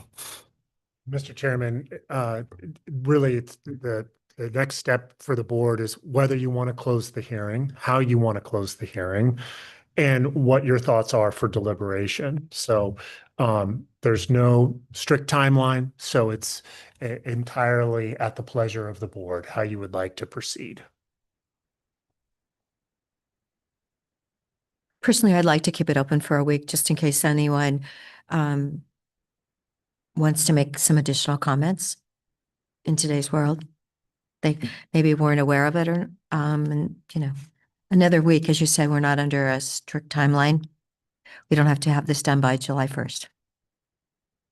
Yeah, commissioners, if you leave the written record open for a week, I can be back before you. I can work with Brenda to get maybe the packet in by Thursday and have you ready for, again, consideration of the work plan on June 17th. But there is, if the June 17th agenda is too full, we can do it later in the month. So like I said, it's entirely at the pleasure of the board. There's no expectation of a specific date for the department. Yeah. I did. And the new fiscal year still doesn't start for a few more weeks. So I did hear a comment from someone today. They are actually off the grid, and they wanted 25% more grid capacity at their home, but the state rules did not allow it. So maybe I should talk to, I know they're at like 50 and they wanted to be up to 75. Anyway, I thought, someone off the grid, don't we need a few more people off the grid? Wouldn't that be, anyway, I'd love to talk to you about that later, to see what we in Deschutes County could do in order to maybe change legislation. Mr. DeBone, any thoughts on timeline for this? Nope. And with the additions to that housing strategies and groundwater protection pieces that I mentioned at the beginning of this hearing, I'd be comfortable moving forward today, but it's also fine to leave it open for a week. Okay. Great. Thank you so much, commissioners. Thank you. Peter. Thank you, Peter. Thank you, Will and Peter.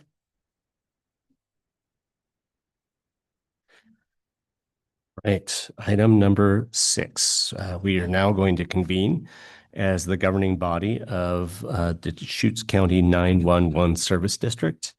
And item number 6 is an amendment to the L3 Harris Managed Services Contract for maintenance of emergency communications infrastructure. Sorry, we're running a little bit behind schedule here.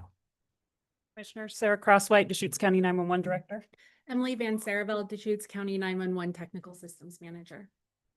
Okay, back in 2022, we signed our 10-year agreement with L3 Harris for maintenance of our sites. Since then, we've made some progress on adding some sites. And so this is the result of adding our 5 sites, which is our Hinkle Butte site, our Sisters Camp Sherman Fire Department site, our Long Butte site, our Road Department site, and our Kingwood site at our backup center. So this is an increase of $118,436 annually. And so that averages about $23,600 per the site for the maintenance that they do for us. Any questions? Seems pretty straightforward. Yes. If there are no questions, I would entertain a motion right now. A move approval of document number 2026-0367, amending the managed service contracts for the maintenance of L3 Harris infrastructure. And I will second it. Been moved and seconded. Any further discussion? Seeing none, we can call for the vote. Commissioner Adair? Yes. Commissioner DeBone? Yes. And chair votes yes. Thank you very much. Great. Thank you. Okay. Item number 7. An annual. Oh, sorry. Yes. Now we will now reconvene as the Deschutes County Board of Commissioners. Item number 7, Upper Deschutes Watershed Council Annual Report. Good morning, Commissioners. Jen Patterson, Strategic Initiatives Manager. I'll just quickly introduce the subject and then turn it over to our guest here, Chris Knight. So during the fiscal year 2026 video lottery allocation discussion, the board allocated a service partner grant agreement to Upper Deschutes Watershed Council in the amount of $18,192.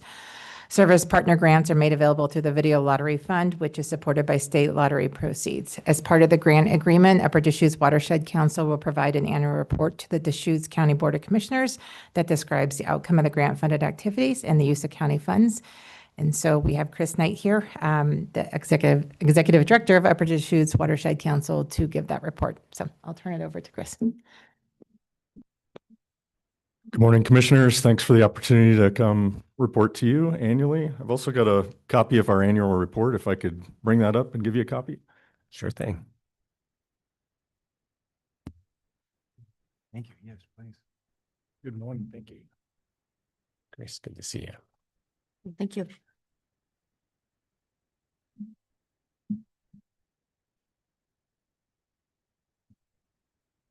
Yeah, so I've got 12 or 15 slides to run through to help tell the story about what we've been working on this past year. This photo in this first slide, this is a picture of Whychus Creek, where it flows through Whychus Canyon after the flat fire in August of 2025. I'll be talking about this a little bit more later, just in terms of the resilience of some of the restoration work after that fire. And so I'll be telling that story a little bit later, but it really kind of captures some of the theme from this past year.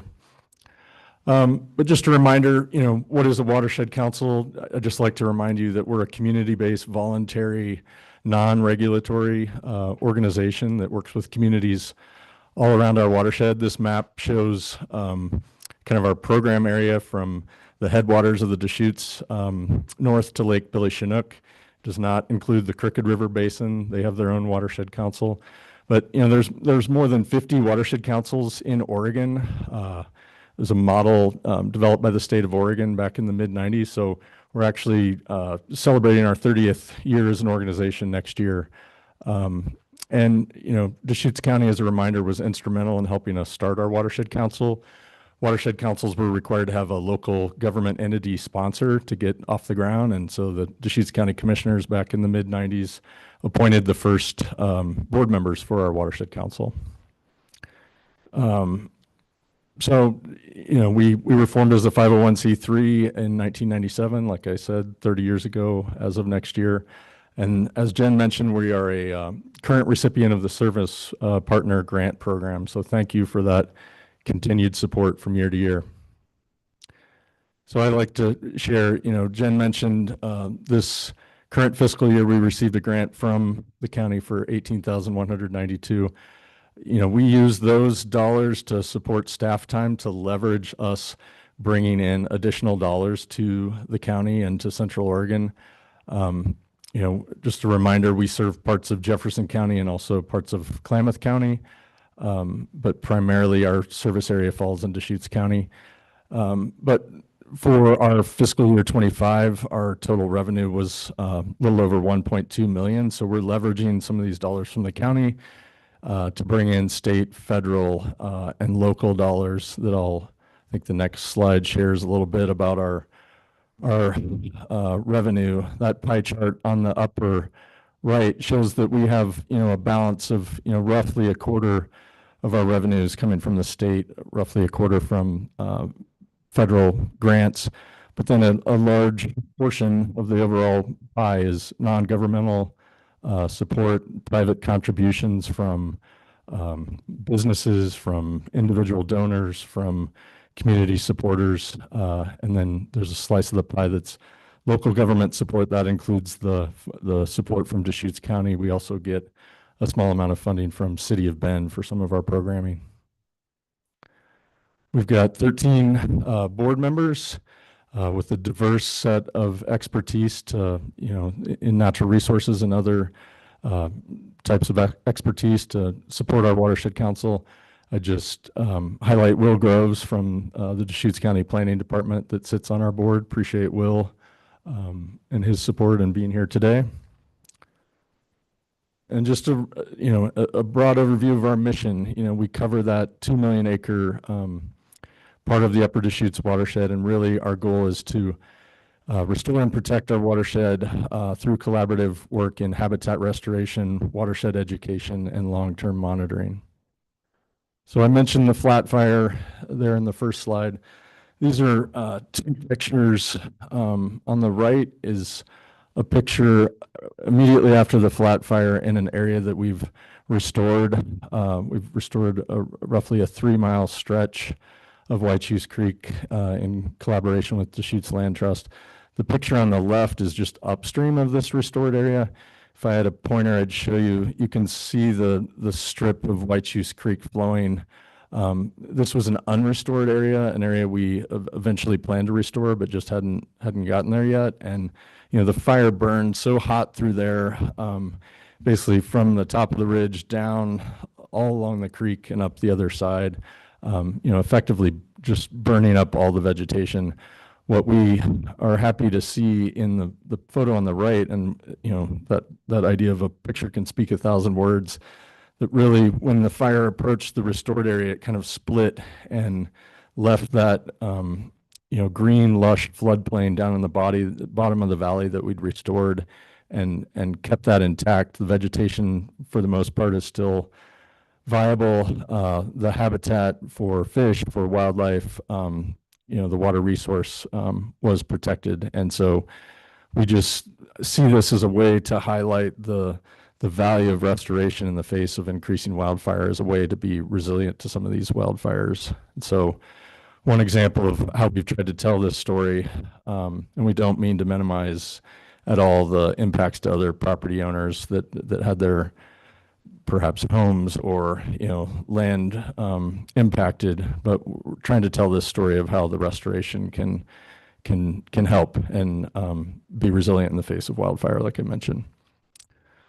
And this was a guest column that I wrote with a couple colleagues from the Deschutes Land Trust and Deschutes River Conservancy, trying to kind of tell the story of how the restored area fared after the flat fire.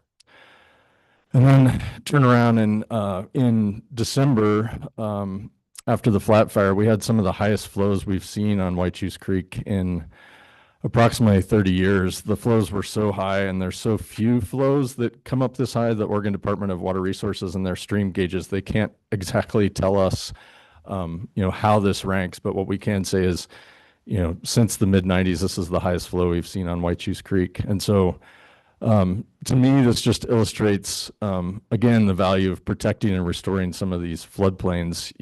When these rivers that we have in Central Oregon are still, wild rivers. And so, if you had homes or infrastructure in some of these floodplains, they're at risk when you've got a flood like this. So our restored floodplain performed like we hoped it would in the face of these floods. We're still assessing, though, after the floods, some of the impacts. But this photo was taken, just as the flood was starting to recede. And so, just a lot of water coming through the system.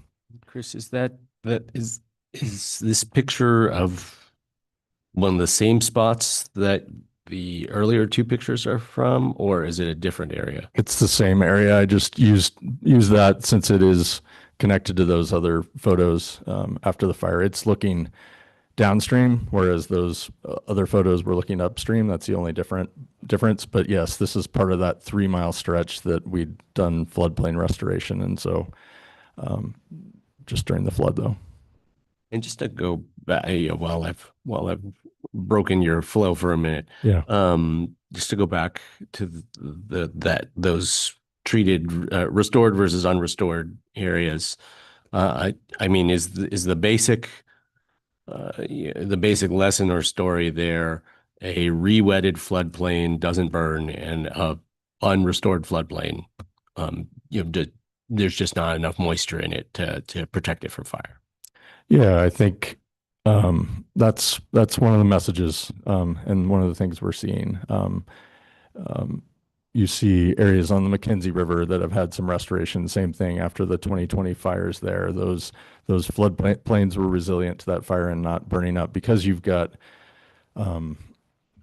different kinds of vegetation, right? Floodplain vegetation. You've got willows, cottonwoods, things like that, and just a lot more water. And so when you've got a single threaded channel that's kind of been manipulated, it's easier to burn up that valley. So we're trying to put it back to something similar to natural. And so it tells us some of our natural systems are resilient to those wildfires. Does that help? That picture, do you know, did the fire come up both sides of the canyon at the same time, or did it jump over the creek? Yeah, essentially what happened, the fire was coming up from down river, so coming up from lower in the canyon. When it reached the restored area, it essentially split, it went around, and then it came back together and continued to burn upstream. And that's what the photo is on the left. And it was the firefighters' actions to prevent it from continuing to go up the canyon towards Sisters was hugely impactful. But so I think if the fire was coming perpendicular to a restored area like that, it could serve as a fire break. In this instance, we really don't know because that's not how the fire behaved. I could imagine it certainly could jump certain rivers, but similar to how we think about roads and thinned areas along roads as fire breaks, I think you can think of these restored floodplains as potential fire breaks as well. I just want to point out we're starting to see now for the first time steelhead, that are now being passed around Pelton Round Butte dams and these restored areas. Part of the reason we're doing this restoration is we're seeing benefits related to wildfire resilience, but we're doing this in part for fish reintroduction. And so we're starting to see fish, particularly steelhead, spawning in these restored areas. And so this is just a photo showing one of those spawning beds. They're called redds, where steelhead are starting to spawn in some of these restored areas. We're doing surveys with a number of organizations, Portland General Electric, Oregon Department of Fish and Wildlife, others in those reaches that have been restored. So, focusing on what's next and thinking about what work lies ahead for us. One is wanting to focus on those additional lands that did burn in White Chiefs Canyon and coming in and doing restoration work on those lands. And it's going to be a little different now that that's burned. There's an opportunity to use some of that wood that did burn as habitat trees, but also likely more replanting work and but again, some of the same work to re-wet the floodplain and help this area restore over time and recover. Just want to point out some other types of projects that we're working on. We're working on a couple fish passage projects, one here in Bend and one down in Klamath County. The first picture on the left is the Muir Pond Dam off Newport Avenue. We're working with a number of partners, Pacific Corps, Oregon Department of Fish and Wildlife, also a private landowner that owns land right near the dam, looking at trying to, well, currently we are doing an engineering design for a fishway that would allow fish to pass the Muir Pond Dam. That's the last barrier to fish passage in the Deschutes River within Bend. In 2016, we put in a fish ladder at the North Canal Dam off of Division Avenue. And then when the Whitewater Park was built in 2015, that replaced a dam. There was also a barrier to fish. And so this is the last barrier for fish being able to move upstream through the city of Bend. And so we're, like I said, we've raised dollars. We're helping facilitate the effort. We've raised dollars to do an engineering design on a preferred alternative for fish passage. And then over the years, we'll, raise the funds to try and build this fishway. That's the plan. And then the same thing is kind of in the works on the photo on the right. That's down in the community of Gilcrest, again in Klamath County, but there's a fish ladder on that dam that's no longer functioning. It's decades old now. And so the idea is to replace that fish ladder. And so we've done a feasibility study at this point. We funded that. And now we're trying to raise dollars for engineering design for that fish passage structure. And that's on the Little Deschutes River, I should mention. And Chris, the Mirror Pond Dam, I mean, at this point, is it pretty much resolved that that stays? There's no plans, or there's no ongoing analysis or questions about removal? Correct. This project started, I don't know, 3 or 4 years ago now, led by City of Bend and Bend Park and Rec District, with the understanding that Pacific Corps did no longer or wants to continue to operate the dam as generating hydropower. And so the idea is some sort of fish passage structure that would allow that would be incorporated with the dam in place and continuing to generate power. So those are, and Pacific Corps continues to share that same message. So, related to my comment about how we're using the funding from Deschutes County and other support we receive to bring more dollars back to Central Oregon. I just wanted to highlight, here next month in July, we're planning to submit a large proposal to the Oregon Watershed Enhancement Board. We're doing that in partnership with the Deschutes River Conservancy and Deschutes Land Trust. They have a program called the Focused Investment Partnership. It's for partnerships that are seeking funding, and they have specific criteria for different type of ecological priorities that OWEB has. And so we're putting forth a proposal that would do restoration work for the Oregon spotted frog in the upper part of the basin, but you can think of it in a similar way to type of work we've done in Whitechoose Creek. But part of this funding request would also be for funds to support irrigation modernization work, such as piping or flow restoration to the upper part of the basin. And so this could be a significant ask of up to $15 million that would support some of this work and advance some of this work. And it's going to be very competitive, though. But it's a role that a watershed council can play to bring more dollars to their local community. There's probably a dozen partnerships around the state that are applying for these funds that OWEB will only fund probably 2 or 3 partnerships around the state. But we received some of this funding back in 2015.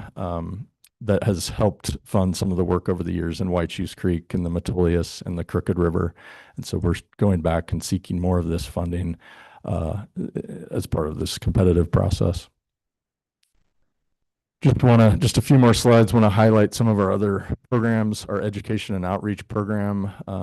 We continue to offer a K through 12 youth education program. So local youth can learn about their water resources, their rivers and streams. This is the 3rd year now we've been delivering a program with funding from City of Bend focused on helping 5th graders. That's kind of the target audience, help them learn about their water. That photo at the bottom is 5th grade class learning about the Water Reclamation Center. Where does the water go when it leaves their home, and why is it worth conserving water, things like that. Our youth education program also works with communities all around Central Oregon. Photo on the top is the Black Butte School out in Camp Sherman. They're out along the Metolius River in that photo, but we've worked with schools in Sun River, Lapine, Redmond, Camp Sherman, and Sisters, just to name a few. Our youth environmental educators are out with Madras schools today up in Klein Falls State Park doing some field trips. And then we offer adult education opportunities as well. We continue to partner now for 4 or 5 years with Central Oregon Community College. And we offer usually 2 classes per year, one in the winter, one in the spring, where we help, we call it Learn About Your Home Waters. And I think just education is critical for, as we face drought and wildfire and growing population, helping people understand where their water comes from and all the complexities of water east of the Cascades. And so this is a couple of photos we did last year's session down in Sun River, one of them at the Nature Center. So they're in-class lectures, and then we get people out, get the classes out on tours. The photo on the bottom right is we're looking at the North Canal Dam and the fish ladder there at North Canal Dam. So this year, 2026, we've offered a class about Whitejuice Creek watershed, and then I'm currently facilitating a class we're doing at High Desert Museum this spring. And we'd like to try and move that around the county. I've thought about doing something different in the years ahead too, like maybe a podcast to try and reach larger audiences, things like that. We continue to put on our annual river cleanup. That's coming up next month. Wow. July 11th this year. It'll be the 30th annual river cleanup. Again, it's kind of a unique cleanup where we partner with different groups, including Deschutes County Search and Rescue. Appreciate them coming out and supporting the effort. We partner with Central Oregon Diving, and we have scuba divers combing the river kind of through Bend, and partnering up with boaters. And that's the front cover of the annual report. There are all the boaters supporting the divers that you can't see under the water. So looking forward to putting on this cleanup again. How it's changed over the years, COVID kind of forced us to only have, instead of hundreds of people at one site, multiple locations with smaller groups of people. So that's a model we've kind of continued with. And so now we've got multiple locations from Lapine up to Redmond, all around Central Oregon as part of the cleanup. This is my last slide, just, how to reach me, and more info on our website as always. But just want to thank you all again for the service partner funding that helps support our programming, and appreciate the partnership with Deschutes County. Thank you, Chris. Any questions or?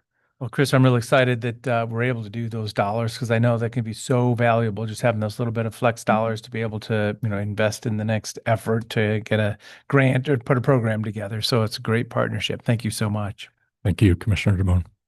I think you missed my comment maybe early this morning about the fact that we've had 9 fires from Jefferson County, that area. So I'm trying to get to the bottom of it so that we don't have our 10th. Yeah, I know. It's going to be a tough year. And, Right. And Well, we don't look at the Grandview fire. It was in 2020, and you will not see the cause listed. Well, they're not printing the cause of that fire. So anyway, yeah, but thank you for all your work. And so people actually just apply, and then you'll figure out the best spot for them and to go to do your cleanup on the 11th. yeah, people can sign up on our website. They can sign up for certain locations. Yeah, and so would love to have people come out. Will actually come out that day. We usually have several hundred. Yep. Excellent.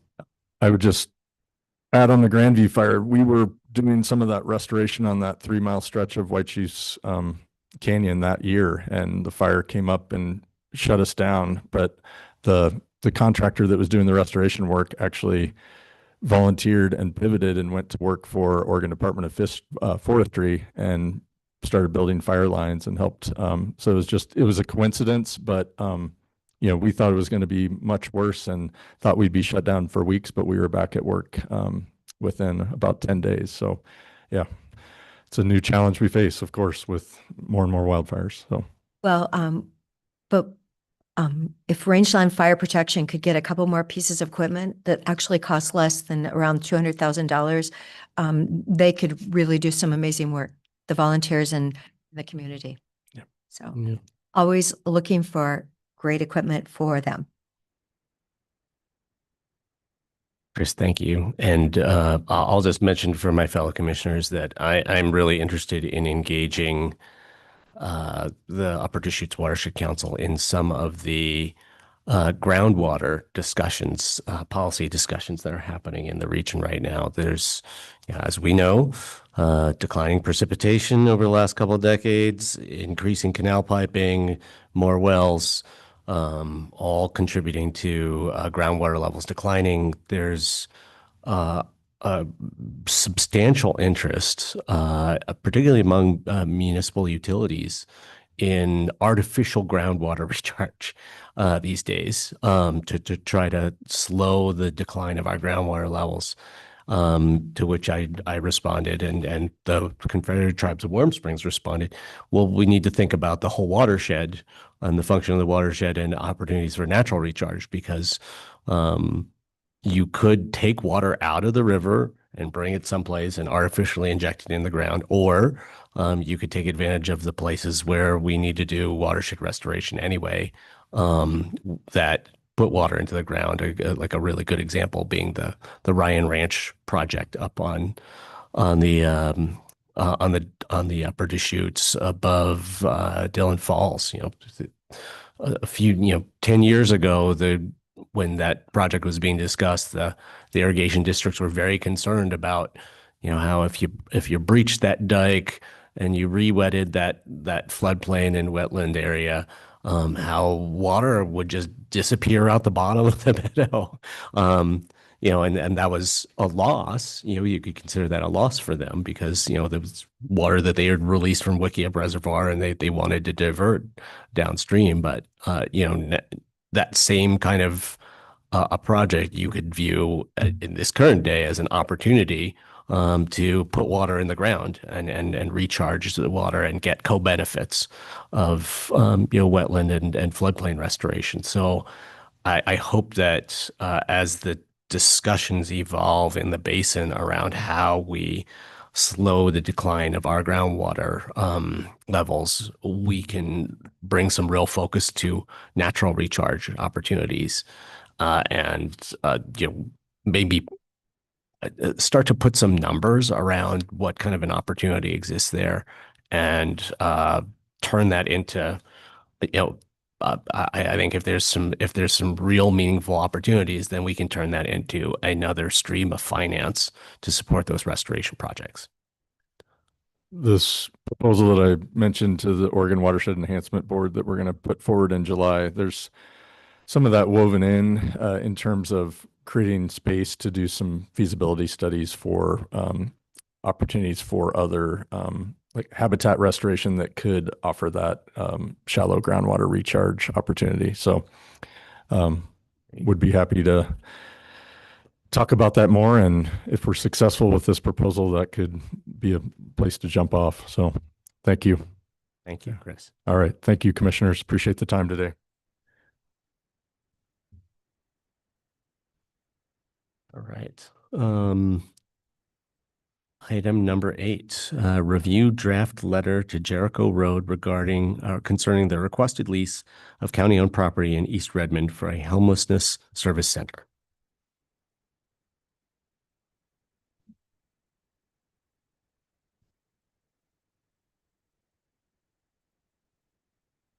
Good morning, Commissioners. For the record, Christy Bollinger, Deschutes County Property Management.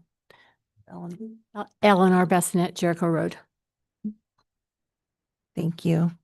So before you today, Commissioners, is a letter of support to Jericho Road, and this is in response to the board's support to potentially enter into a long-term lease with Jericho Road in East Redmond. It would provide 1.71 acres of county-owned property for a homeless services center.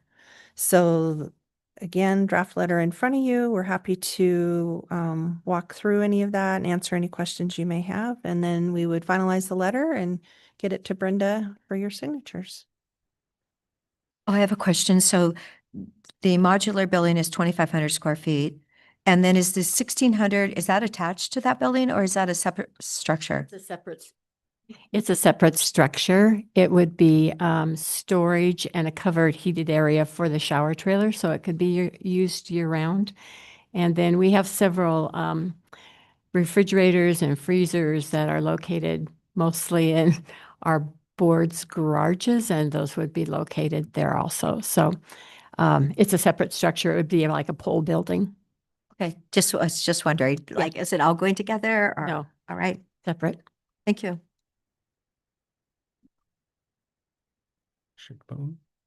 I'm noting this last sentence in the letter about the evidence of 60% funding for the project.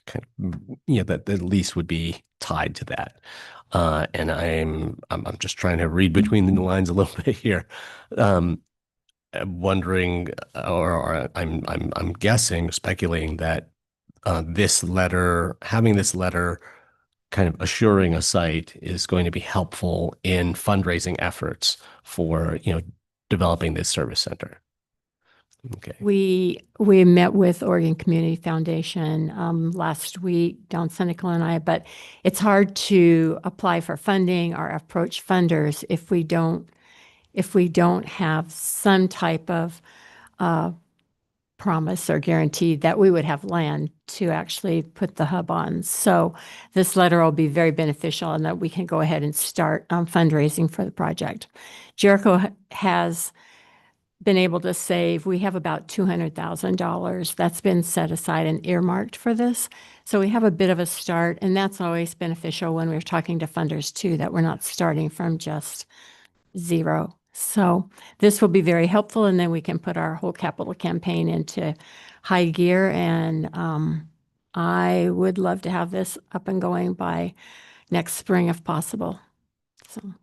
But what that value of this letter to support fundraising opportunities, continued development of the project wasn't explicitly stated in the staff report, but it's a very good thing to know about and motivational. Thank you. So I think my husband played in the golf tournament last year. So Yay. Yay. Thank I him know. for his participation, and you're all invited. I think it's When is the date of it? August 8th, pretty sure. But if you'd like information, my husband actually directs that for Jericho Road. And we've got posters and all that information at home. I can drop by your offices sometime. Sure. Thanks. Any additional questions or comments? So are we trying to approve the letter today, or are we just reviewing it? Review and then any markups we can incorporate and then hand that over to Brenda. So this will come back to us on consent or something like that? Or okay. To Instead of, be approved today. I would kind of clarify, because I believe you said it had covering for the shower trailer or something, because it says to accommodate a shower trailer. I mean, just maybe make it a little clearer. So to accommodate a shower trailer, I guess maybe that is implied that it's going to cover it, that it's just going to park it in there or something. Year round, maybe something about that. Yeah. Sorry, which paragraph is that? The middle one. It's just the shower trailer and program storage. Yeah. Support that. I have a not critical and urgent, but I think it would be a better word choice in the very first sentence. I think it would be better for it to say, and to help bring new innovative solutions to the region, as opposed to, giving people the impression that Deschutes County is solving homelessness all by ourselves. I think we're a supporter and a partner. But so there's two suggested revisions. Anything else? If not, are we ready to move forward with this letter? Would someone like to make a motion? Move approval of a letter for Jericho Road concerning the requested lease for county-owned property east of Redmond for Homeless Service Center. With the suggested proposed edits. Great. I'll second. It's been moved and seconded. Any further discussion? Thank you so much for the work that Jericho Road does in our community to try to reduce homelessness and support people on their pathway out of homelessness. Thank you, commissioners, for your support. Calling for the vote, Commissioner DeBonne? Yes. Commissioner Adair? Yes. And chair votes yes. Thank you. Okay. We now get to the item that has been added to our agenda today. Discussion of FEMA hazard mitigation grant for fuels reduction.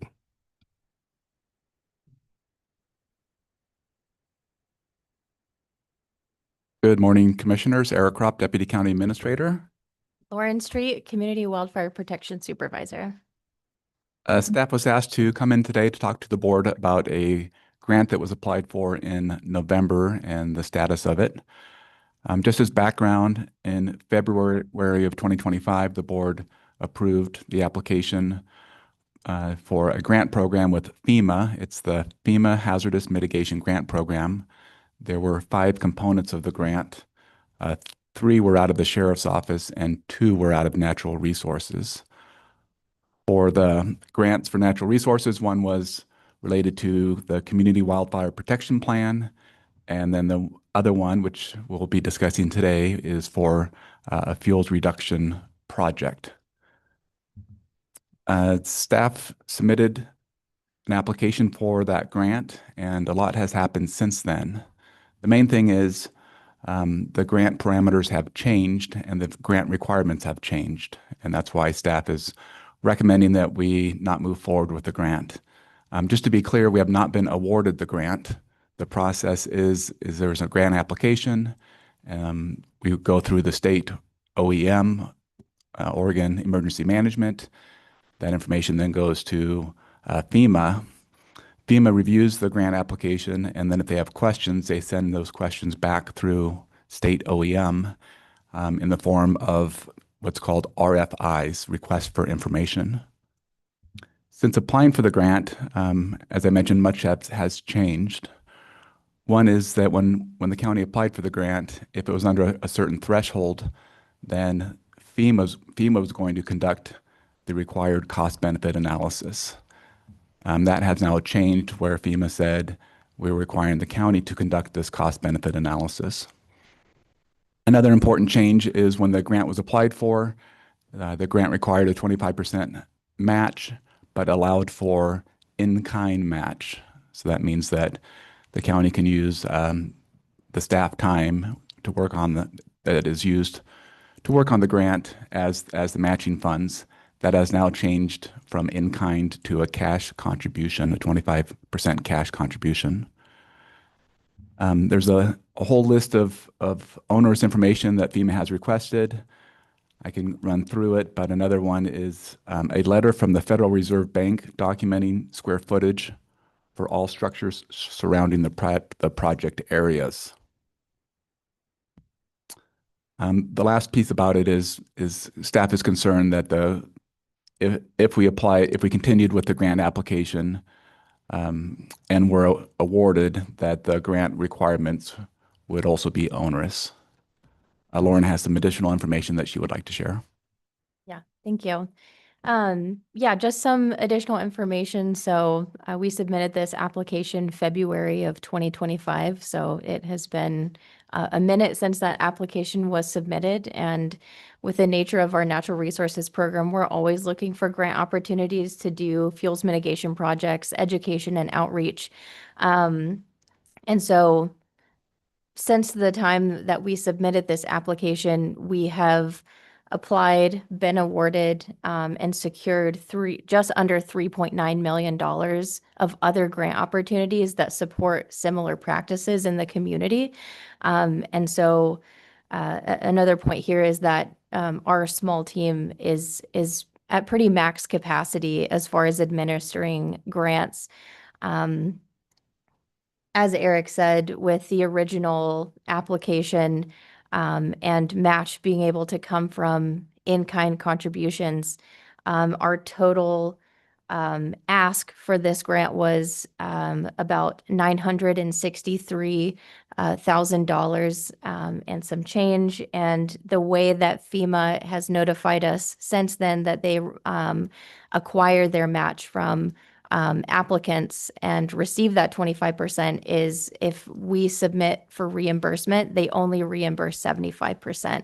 And so with that large of an ask, that's over $250,000 that originally we were allowed to count as in-kind. Now with that only being reimbursed at 75%, in my opinion, our department budget cannot handle a cash contribution like that. In addition, the funds that we have secured through 3 other organizations and funding opportunities that do support similar practices with fuels mitigation work it's much easier to meet that match requirement. And we've also secured funds that require, for our largest grant of $3.4 million, there's no match requirement that will be coming from the department.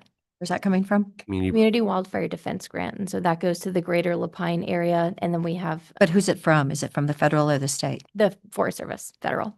Federal, okay.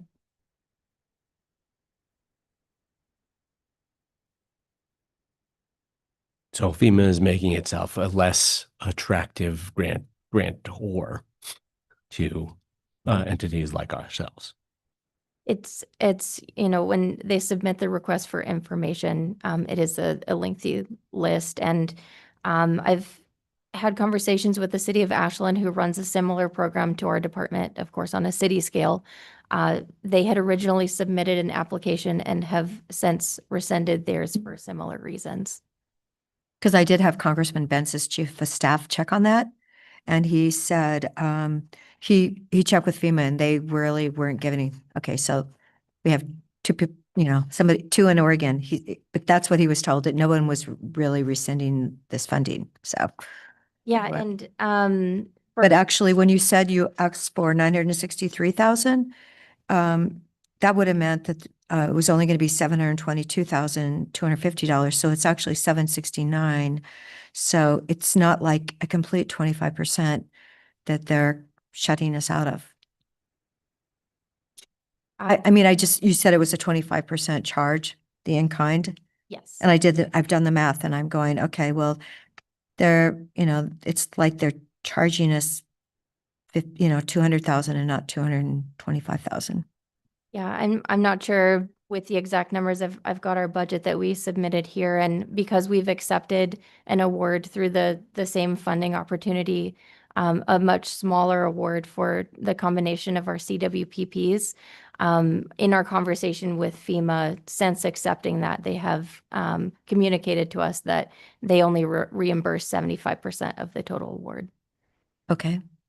Yeah, maybe it's like they do all the matching stuff before the indirect or something like that. You could send us, maybe you could just send us the numbers later on to help clarify.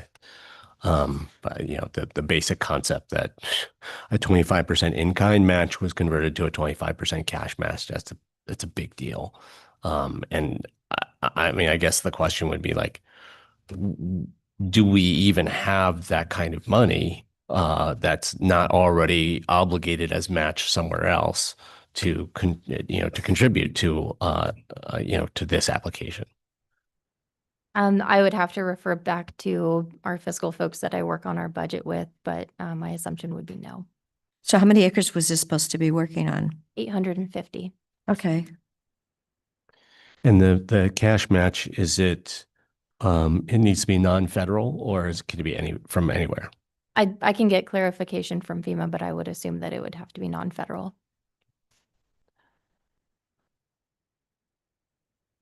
I say, because I just think that in and of itself, if we don't have the match, the non-federal cash match to provide, then it's just a non-starter.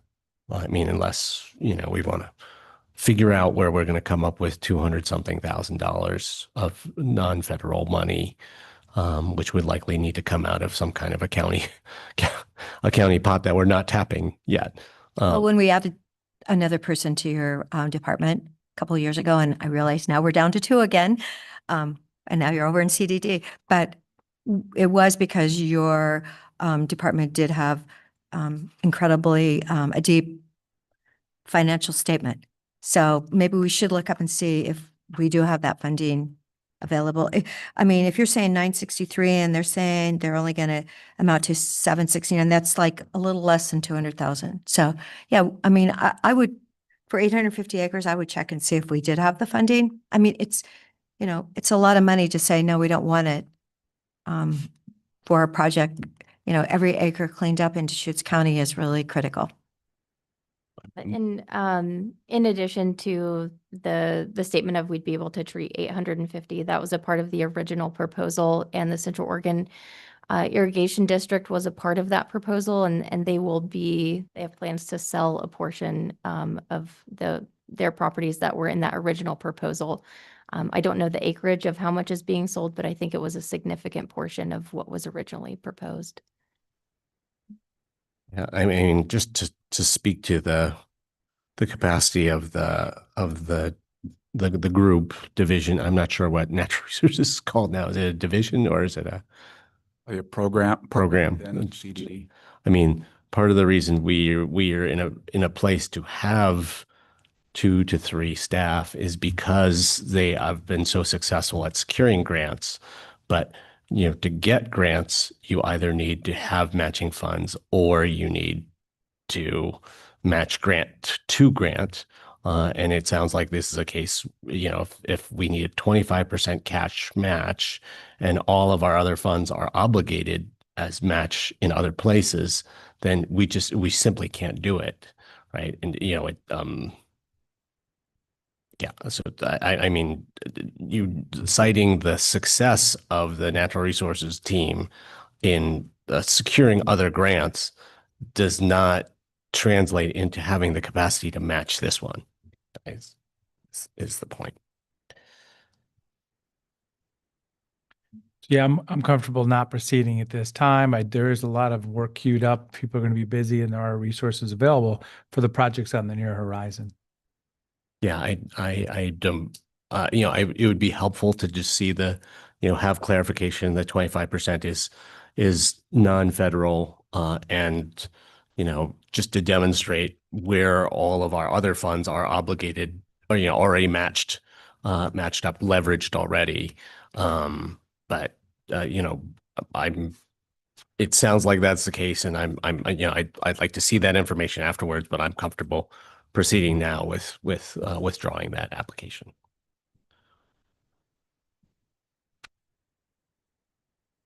Do we need a motion or anything like that?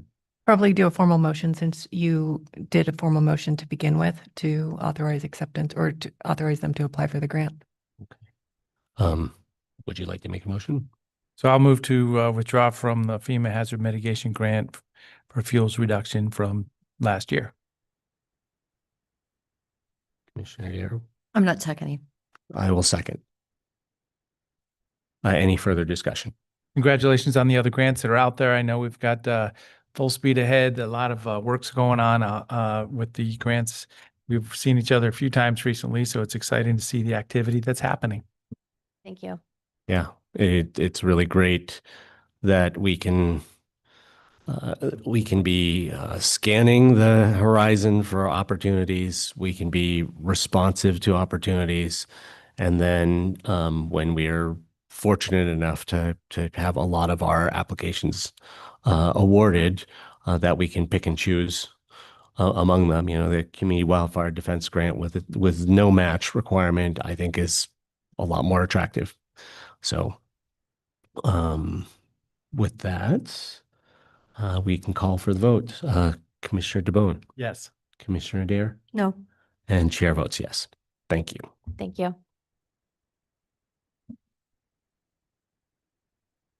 All right. Moving on to other items. Are there any other items?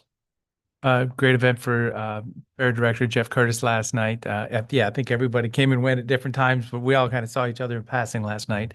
So it's a good moment for the community to come together, welcome that Fair Director, connecting up with Visit Central Oregon, Bend Tourism, whatever they call themselves, agency, and all the other folks that showed up last night. So that was nice. Yeah. And then next Wednesday, I will be out of town. So I think I might have mentioned that in passing. I don't know if everybody heard that. I mean, I could be available for either agenda item or something if it's really a topic. I'll just be at the coast. So I could dial in for something if needed. So, just review the agenda. And Yeah, we were moving towards not having a meeting on Monday, and instead having a meeting on Wednesday. But if that's the agenda will be posted shortly, and if you're comfortable with yeah, we'll take a look at it. I'm just letting you know. those items, just proceeding. I'll with be that. far away. I could dial in. Okay. I'll be dialing in too on Wednesday. All right. This is Seen this before. this is becoming a thing this year. Okay. Right. Well, we'll look forward to a solo meeting on Wednesday next week. So yeah, happy anniversary to my lovely wife. Tomorrow's 32 years. I always like to mention these little personal things going on. So June 4th, 1994. So Congratulations. thank you. Way to go, Mrs. DeBone. Yep, she's put up with me. Shh. Okay. Commissioner Dare, any other items? No, we did have the health awards yesterday. It was great to attend. So that was nice to see the people in the community that are doing a lot of really good work. I'll just really quickly mention there was also a leadership band graduation yesterday. So that class that we all had a chance to speak to earlier in the year had their graduation. It was that's why I ran out of the Fair and Expo welcome a little early, and I will also mention, well, I'm not able to attend, but the Oregon Department of Agriculture is having their board or commission meeting in Madras starting this evening into tomorrow. If there's any matters with ODA that people have that they would like to raise. One other thing I'll mention is that the Deschutes Collaborative, the Voris Collaborative, is doing a field trip out to the Cabin Butte project area tomorrow morning. And so the focus of that field trip is not to talk about China Hat Road. It's primarily to talk about the fuels reduction work that's happened in that across that 33,000 acre area, and how we're in a much better place to protect the city of Bend from fire. Next time we have really, really strong winds coming from the southeast, like we did on Thursday last week. Just so you all know that field trip is happening. I do believe that there will be some discussion about kind of the extended closure of that area. There's a substantial amount of Forest Service area on the southeast side of the city of Bend that lots of people like to use for recreational purposes, and as we know, has been a challenging place in terms of homeless encampments in the past. So a little bit of that. There's a managed camp meeting with the city of Redmond tomorrow afternoon. I think it's my turn to do that. So I'll be attending that probably virtually. And is there anything else? I already mentioned the housing summit next week. If there's no additional other items, we can move on to our executive sessions for the day. The Deschutes County Board of Commissioners will now convene as the governing body for the 911 Service District in executive session pursuant to ORS 192.660. The specific authorization for this executive session is ORS 192.660-2D, which allows the board to meet in order to discuss labor negotiations. Designated staff and the media are allowed to remain during the executive session. However, the media may only report that the board met in executive session and the identified basis for meeting in executive session. Recording devices are not permitted. No final decisions will be made, and at the conclusion, we will open the doors and invite the audience back to the meeting.